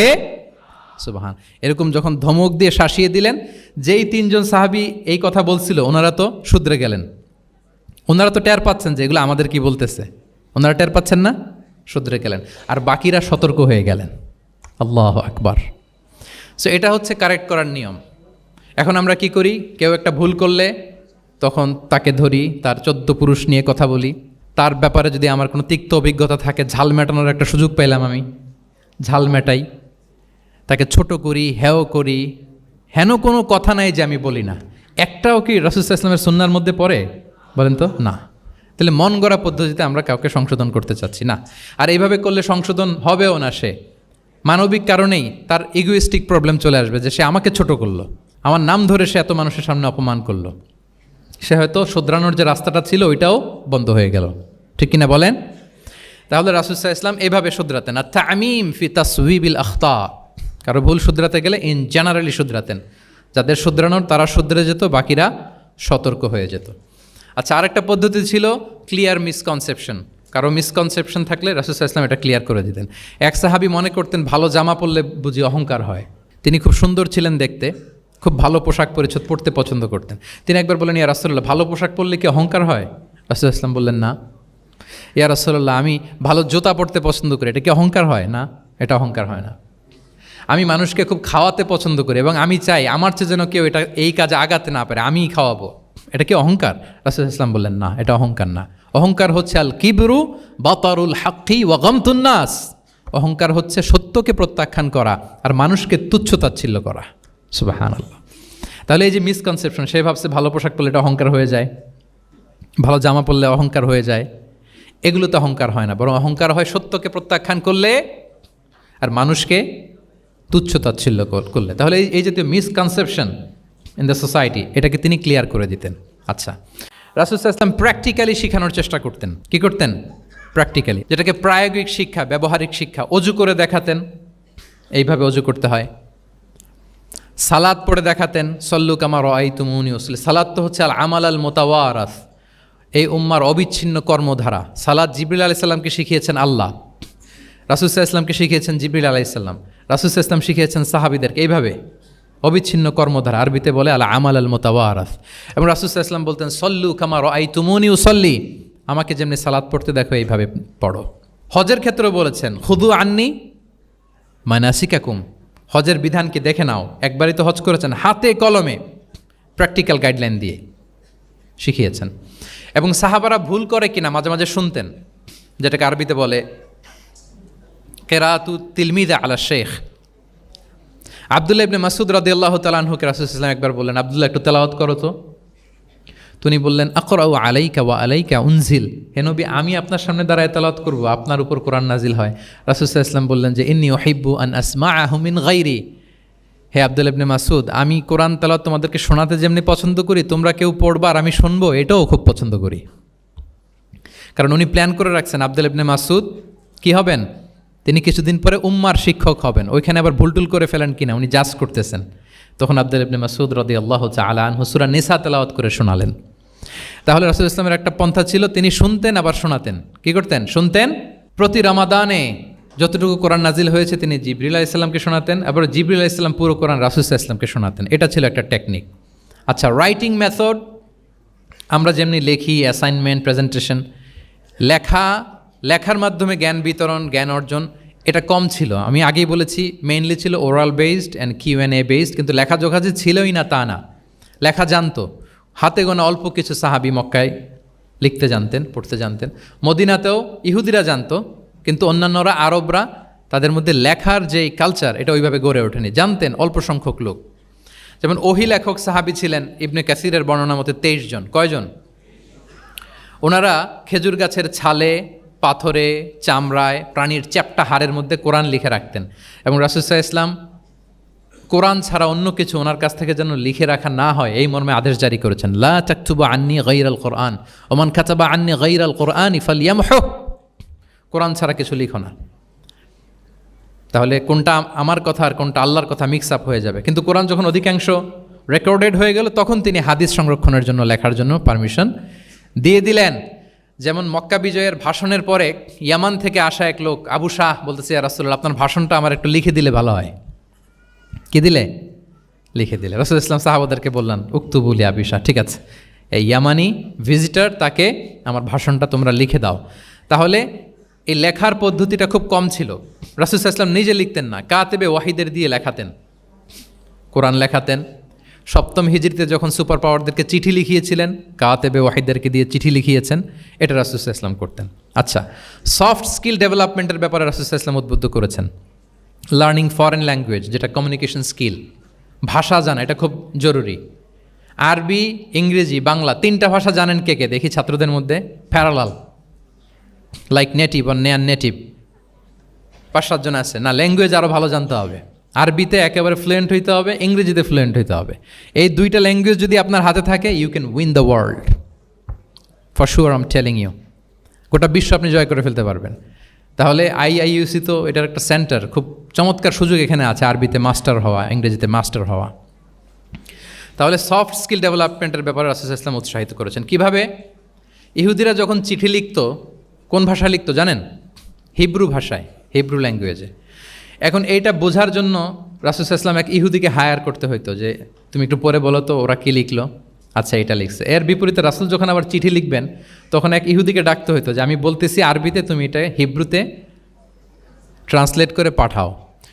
তো যেহেতু ইহুদিরা বিশ্বাসঘাতকতার অনেকগুলো ইনসিডেন্ট আছে, ট্রেচারি, বিট্রেয়াল ইনসিডেন্ট অনেকগুলো আছে, রাসূল সাল্লাল্লাহু আলাইহি ওয়াসাল্লাম বললেন আমি ইহুদিদেরকে বিশ্বাস করতে পারি না, কারণ একজনটা নিয়ে আসলাম, চিঠি একটা লিখছে একটা, সে অর্থ শোনাইলো আরেকটা। আমি বললাম লিখতে একটা, সে বিশ্বাসঘাতকতা করে লিখে দিল আরেকটা, তাহলে ঝামেলা হয়ে যাবে না? রাসূল সাল্লাল্লাহু আলাইহি ওয়াসাল্লাম তিনি যায়েদ ইবনে সাবিত রাদিয়াল্লাহু তাআলা আনহুকে বললেন যে তুমি এই হিব্রু ল্যাঙ্গুয়েজ শিখবা, শিখে আমার পক্ষ থেকে অন বিহাফ অফ মি তুমি জুইশদেরকে চিঠি লিখবা, ওদের চিঠি আসলে তুমি আমারে পড়ে শোনাবা। ইন্নী লা আমানু আলা ইয়াহুদ ফি কিতাবি, আমি ইহুদিদেরকে বিশ্বাস করি না। রাসূল সাল্লাল্লাহু আলাইহি ওয়াসাল্লাম যখন ওনাকে অ্যাসাইন করলেন এবং দোয়া করলেন, রাসূল সাল্লাল্লাহু আলাইহি ওয়াসাল্লামের দোয়ার বরকতে উনি বলেন যে 15 দিন যেতে না যেতে I became master in Hebrew within 15 days। 15 দিন যেতে না যেতে আমি হিব্রু ভাষায় পণ্ডিত হয়ে গেলাম। এরপর থেকে যত চিঠি ইহুদিদের কাছে লেখা প্রয়োজন হতো আমি যায়েদ ইবনে সাবিত লিখে দিতাম, এবং হিব্রুতে চিঠি আসলে আমি অনুবাদ করে দিতাম। তাহলে দেখেন রাসূল সাল্লাল্লাহু আলাইহি ওয়াসাল্লাম কিন্তু এই কমিউনিকেশন স্কিল ডেভেলপমেন্ট করার জন্য, যেটাকে সফট স্কিল আমরা বলি, ইন্সপায়ার করেছেন না? তাহলে ল্যাঙ্গুয়েজ শিখবেন আপনারা, কি বলেন? শুধু আরবি ইংরেজি না, পারলে জাপানিজও শিখেন, চাইনিজও শিখেন, অনেক কাজে লাগবে। অ্যাটলিস্ট অ্যারাবিক অ্যান্ড ইংলিশ, ইনশাল্লাহ বলেন। সবাই বলেন নাই? মাশাআল্লাহ তাবারাকাল্লাহ। রিজনিং, মারিফাতুল ইল্লা, শুধু একটা লিগ্যাল অপিনিয়ন জানিয়েই রাসূল সাল্লাল্লাহু আলাইহি ওয়াসাল্লাম ক্ষান্ত হতেন না। কেন এটা হালাল, কেন হারাম, রিজনিং শিখিয়েছেন তিনি। এটা দীর্ঘ আলোচনা, ফিকহের আলোচনা, ওইদিকে যাব না, জাস্ট বলে রাখলাম পয়েন্টগুলো। ইমোশনাল ইন্টেলিজেন্স তিনি ইউজ করেছেন শিক্ষাদানের ক্ষেত্রে, অর্থাৎ আবেগ অনুভূতিকে নাড়িয়ে দিয়ে ছাত্রকে ইমোশনাল বানিয়ে তারপরে মেসেজ দেয়া। সুবহানাল্লাহি বিহামদিহি। এক যুবক এসে বললেন ইয়া রাসূলুল্লাহ ইদান লি বিজিনা, হে নবী আপনি আমাকে জিনার অনুমতি দিন, জিনার অনুমতি দিন। ফা আকবালাল কওমু আলাইহি ফাজাজারুহু মাহমাহ, সাহাবারা ধমকাতে লাগলাই, বেয়াদব, লজ্জা শরমের মাথা খেয়ে কি বলো এগুলো তুমি নবীর সামনে, জিনার অনুমতি দাও। ওয়ালা তাকরাবুজ জিনা, আল্লাহ বলেন জিনার কাছেও যেও না, ব্যভিচারের কাছেও যেও না, তুমি নবীর সামনে এসে এই পাপের অনুমতি চাও? রাসূল ইসলাম কিছু বললেন না। একটু পরে যুবককে ডেকে বললেন আতু হিব্বুহু লিবনাতিক, আচ্ছা তুমি যে জিনার অনুমতি চাইলে তোমার কন্যার সাথে কেউ এরকম আচরণ করুক, এটাকে তুমি পছন্দ করবে? সে বলল লা ইয়া রাসূলুল্লাহ, কেউই পছন্দ করবে না এটা। আচ্ছা আতু হিব্বুহু লি উম্মিক, তোমার মায়ের সাথে কেউ অপকর্ম করবে, এটা তুমি পছন্দ করবে? লা ইয়া রাসূলুল্লাহ, না। আতু হিব্বুহু লি উখতিক, তোমার বোনের সাথে কেউ এই কাজ করবে, তুমি পছন্দ করবে? সে বলে না। ঠিক তখন রাসূল সাল্লাল্লাহু আলাইহি ওয়াসাল্লাম বললেন তুমি যে এই কাজের অনুমতি চাইলে, যার সাথে তুমি জিনায় লিপ্ত হবে সে তো কারো না কারো মা, কারো না কারো বোন, কারো না কারো আদরের কন্যা, তাহলে কিভাবে তুমি এটা করতে চাও? যুবক লজ্জিত হয়ে গেল, এত লজ্জিত হলো, রাবি বলতেছে ফালাম ইয়াকুন বা'দা যালিকাল ফাতা ইয়ালতাফিতু ইলা শাই, ওই রাবি বলতেছে এরপরে কোনোদিন এই যুবকরা ডানে বায়ে তাকাতেও দেখি নাই, স্ট্রেইট হাঁটতো। সুবহানাল্লাহ। রাসূল ইসলাম দোয়া করেছিলেন তার জন্য, আল্লাহুম্মা গফির যামবাহ ওয়া তাহহির কলবাহ ওয়া হাসসিন ফারজাহ, আল্লাহ তুমি তার গুনাহ মোচন করো, পাপ মোচন করো, আল্লাহ তুমি তার অন্তরকে পরিশুদ্ধ করো, আল্লাহ তুমি তার চরিত্রকে নিষ্কলুষ করে দাও। নবীর দোয়ার বরকতে চিরজীবনের জন্য নিষ্কলুষ পবিত্র তিনি হয়ে গেছেন। তাহলে দেখেন, তাকে অন্যভাবে বুঝাইলে হয়তো কাজ হইতে না, যখন তার নিজের উপর দিয়ে বোঝানো হলো। তোমার বোনের সাথে যদি হয়, তোমার মেয়ের সাথে যদি কেউ এটা করে, তুমি মেনে নিতে পারবা? এটাকে বলে ইমোশনাল ইন্টেলিজেন্সকে কাজে লাগিয়ে মানুষের আবেগ অনুভূতিকে নাড়িয়ে দিয়ে, teaching by touching the heart, teaching by touching the emotions. ইবনে আবি সালামা তিনি বলেন একবার রাসূল সাল্লাল্লাহু আলাইহি ওয়াসাল্লামের কোলে বসে, ছোটবেলায় কোলে বসার সৌভাগ্য আমার হয়েছিল, এবং আমাদেরকে খাবার দেয়া হলো, তো তিনি ছোট মানুষ, একবার এদিক থেকে খায় ওদিক থেকে খায়। রাসূল সাল্লাল্লাহু আলাইহি ওয়াসাল্লাম বললেন ইয়া গোলাম, হে শিশু, সাম্মিল্লাহ, বিসমিল্লাহ বলো, ওকুল বিয়ামিনিক, বা হাতে না ডান হাতে খাও। দেখেন ছোটদেরকে কীভাবে শেখাতেন, তারবিয়া, চাইল্ড তারবিয়া। ওয়াকুল মিম্মা ইয়ালিক, তোমার সামনে যেটা আছে ওইটা খাও, এদিক থেকে ওদিক থেকে, চারদিক থেকে নিও না। রাবি বলেন যে ফামা ঝালা তিলকা তু'মাতু বা'দু, উনি বলতেছেন এরপর থেকে আজীবন আমার খাওয়ার স্টাইল এটাই হয়ে গেছে। নবীর ওই কথা আমার কানে ঘন্টার মতো বাজে, খাওয়া শুরু করলেই আগে আমি বিসমিল্লাহ বলি, ডান হাত দিয়ে নেই, আর আমার সামনে যেটা আছে ওইটা থেকে খাওয়া শুরু করি। দেখেন চাইল্ড তারিফে কীভাবে করতেন। তাহলে এটিকেটস অফ হ্যাভিং ফুড কীভাবে খাবে রাসূলুল্লাহ ইসলাম শিখালেন। আপনারা জানেন যে হাশিমি খানদান মানে বনু হাশিমদের জন্য জাকাতের সম্পদ খাওয়া, রাসূলুল্লাহ ইসলামের বংশের জন্য জাকাতের সম্পদ খাওয়া হারাম। তো একবার জাকাতের সাদাকার খেজুর ছিল স্তূপ করা, রাসূলুল্লাহ ইসলামের নাতি হাসান রাদিয়াল্লাহু তাআলা আনহু ছোট্ট মানুষ এসেই ওই খেজুর নিয়ে খেতে আরম্ভ করল। দূর থেকে রাসূলুল্লাহ ইসলাম দেখে বললেন, কেখ কেখ এরমি বিহা। কেখ কেখ মানে আমরা বাংলা যেটাকে ওয়াক্থু, ওয়াক্থু মানে থু মেরে ফেলে দাও। এটা বলে তিনি হাসান রাদিয়াল্লাহু তাআলা আনহুর মুখ থেকে খেজুরটা বের করলেন আর বললেন, আলা তা'লাম আন্না লা নাকুলু সাদাকা, মানে নানা ভাই, আদরের নানা ভাই, তুমি কি জানো না আমরা সাদাকার সম্পদ খেতে পারি না, তাড়াতাড়ি ফেলে দাও। মুখ থেকে টেনে যে খেজুরটা নিয়েছিলেন হাসান রাদিয়াল্লাহু তাআলা আনহু সেটাকে রাসূলুল্লাহ সাল্লাল্লাহু আলাইহি ওয়াসাল্লাম বের করে দিলেন। তাহলে এখানে কনসেপ্ট অফ হালাল অ্যান্ড হারাম ছোটোবেলা থেকেই নানা ভাইকে উনি ক্লিয়ার করে দিচ্ছেন। আব্দুল্লাহ ইবনে আব্বাস রাদিয়াল্লাহু তাআলা আনহু রাসূলুল্লাহ সাল্লাল্লাহু আলাইহি ওয়াসাল্লামের কী ছিলেন সম্পর্কে বলেন, কী ছিল? সবাই বলেন আওয়াজ করে। কাজিন, চাচাতো ভাই। আরেকটা সম্পর্ক ছিল রাসূলুল্লাহ সাল্লাল্লাহু আলাইহি ওয়াসাল্লাম ওনার আর কি হইতো? খালু মাইমুনা বিনতুল হারিস রাদিয়াল্লাহু তাআলা আনহা, তিনি ছিলেন আব্দুল্লাহ ইবনে আব্বাসের খালা। আর যেহেতু রাসূলুল্লাহ ইসলাম বিয়ে করেছিলেন ফলে রাসূলুল্লাহ ইসলাম ওনার সম্পর্কের আরেক সম্পর্কে কি হয়? খালু। তো উনি খুব ছোট ছিলেন, এত ছোট যে রাসূলুল্লাহ ইসলাম যখন ইন্তেকাল করেন তখন ওনার বয়স ছিল 13। আব্দুল্লাহ ইবনে আব্বাসের বয়স তখন কত? 13। তো ফলে ছোট মানুষ প্রায় খালার বাসায় রাতে থাকতো এবং রাসূলুল্লাহ ইসলামের আশেপাশে ঘুমাতো। একবার রাসূলুল্লাহ ইসলাম ওয়াশরুম করতে গেলেন দূরে এবং রাসূলুল্লাহ ইসলামের অভ্যেস ছিল ওয়াশরুম সেরে এসেই অজু করতেন। তো উনি এসে দেখে ওনার অজুর পাত্রে কে যেন পানি রেখে দিচ্ছে। জিজ্ঞেস করলেন কে রেখেছে? বলা হলো যে আব্দুল্লাহ ইবনে আব্বাস রেখেছে। রাসূলুল্লাহ ইসলাম এত খুশি হলেন যে এখন যে আমার এটা দরকার, ছোট্ট আব্দুল্লাহ এটা বুঝে ফেললো। উনি ওনাকে জড়িয়ে ধরে একটা দোয়া করলেন, আল্লাহুম্মা আল্লিমহুল কিতাব, আল্লাহুম্মা ফাক্কিহু ফিদ্দীন ওয়া আল্লিমহু তা'বীল। আল্লাহ আপনি আব্বাসকে কিতাবের জ্ঞান শিক্ষা দেন। এবং এই দোয়ার বরকতে উনি রাইসুল মুফাসসিরিন হয়েছেন। এই পৃথিবীতে যত মুফাসসির আসবে সব মুফাসসিরদের সম্রাট হচ্ছে আব্দুল্লাহ ইবনে আব্বাস রাদিয়াল্লাহু তাআলা আনহু। আচ্ছা, উনি কী শিখাতেন, কীভাবে শিখাতেন? তাহাজ্জুদের সময় রাসূলুল্লাহ ইসলাম নামাজে দাঁড়ালেন, আব্দুল্লাহ ইবনে আব্বাস এসে রাসূলুল্লাহ ইসলামের বাম দিকে দাঁড়ালেন। ছোট মানুষ ভাবছে আমিও যাই নামাজ পড়ি। আচ্ছা বলেন তো, যদি দুইজন হয় নামাজে, একজন ইমাম আরেকজন মুসল্লি, মুসল্লি ইমামের কোন দিকে দাঁড়াবে? কিন্তু আব্দুল্লাহ ইবনে আব্বাস দাঁড়াইছে কোন দিকে? বাম দিকে, কারণ উনি ব্যাপারটা জানেন না। তখন রাসূলুল্লাহ ইসলাম কী করলেন? হাত দিয়ে টেনে পিছন দিয়ে এনে ডান দিকে নিয়ে আসলেন। তাহলে রুলিংস অফ সালাতের সুন্না কি, কীভাবে দাঁড়াতে হবে, এটা তিনি শিখালেন ছোট্ট আব্বাসকে, আব্দুল্লাহ ইবনে আব্বাসকে। এরকম অসংখ্য হাদিস আপনি সিরাতের পরতে পরতে, হাদিসের পরতে পরতে পাবেন, যে বাচ্চাদেরকে, শুধু যে যুবকদেরকে, তরুণদেরকে রাসূলুল্লাহ ইসলাম শিখিয়েছেন এমনটা না, বরং শিশুদেরকেও শিখিয়েছেন।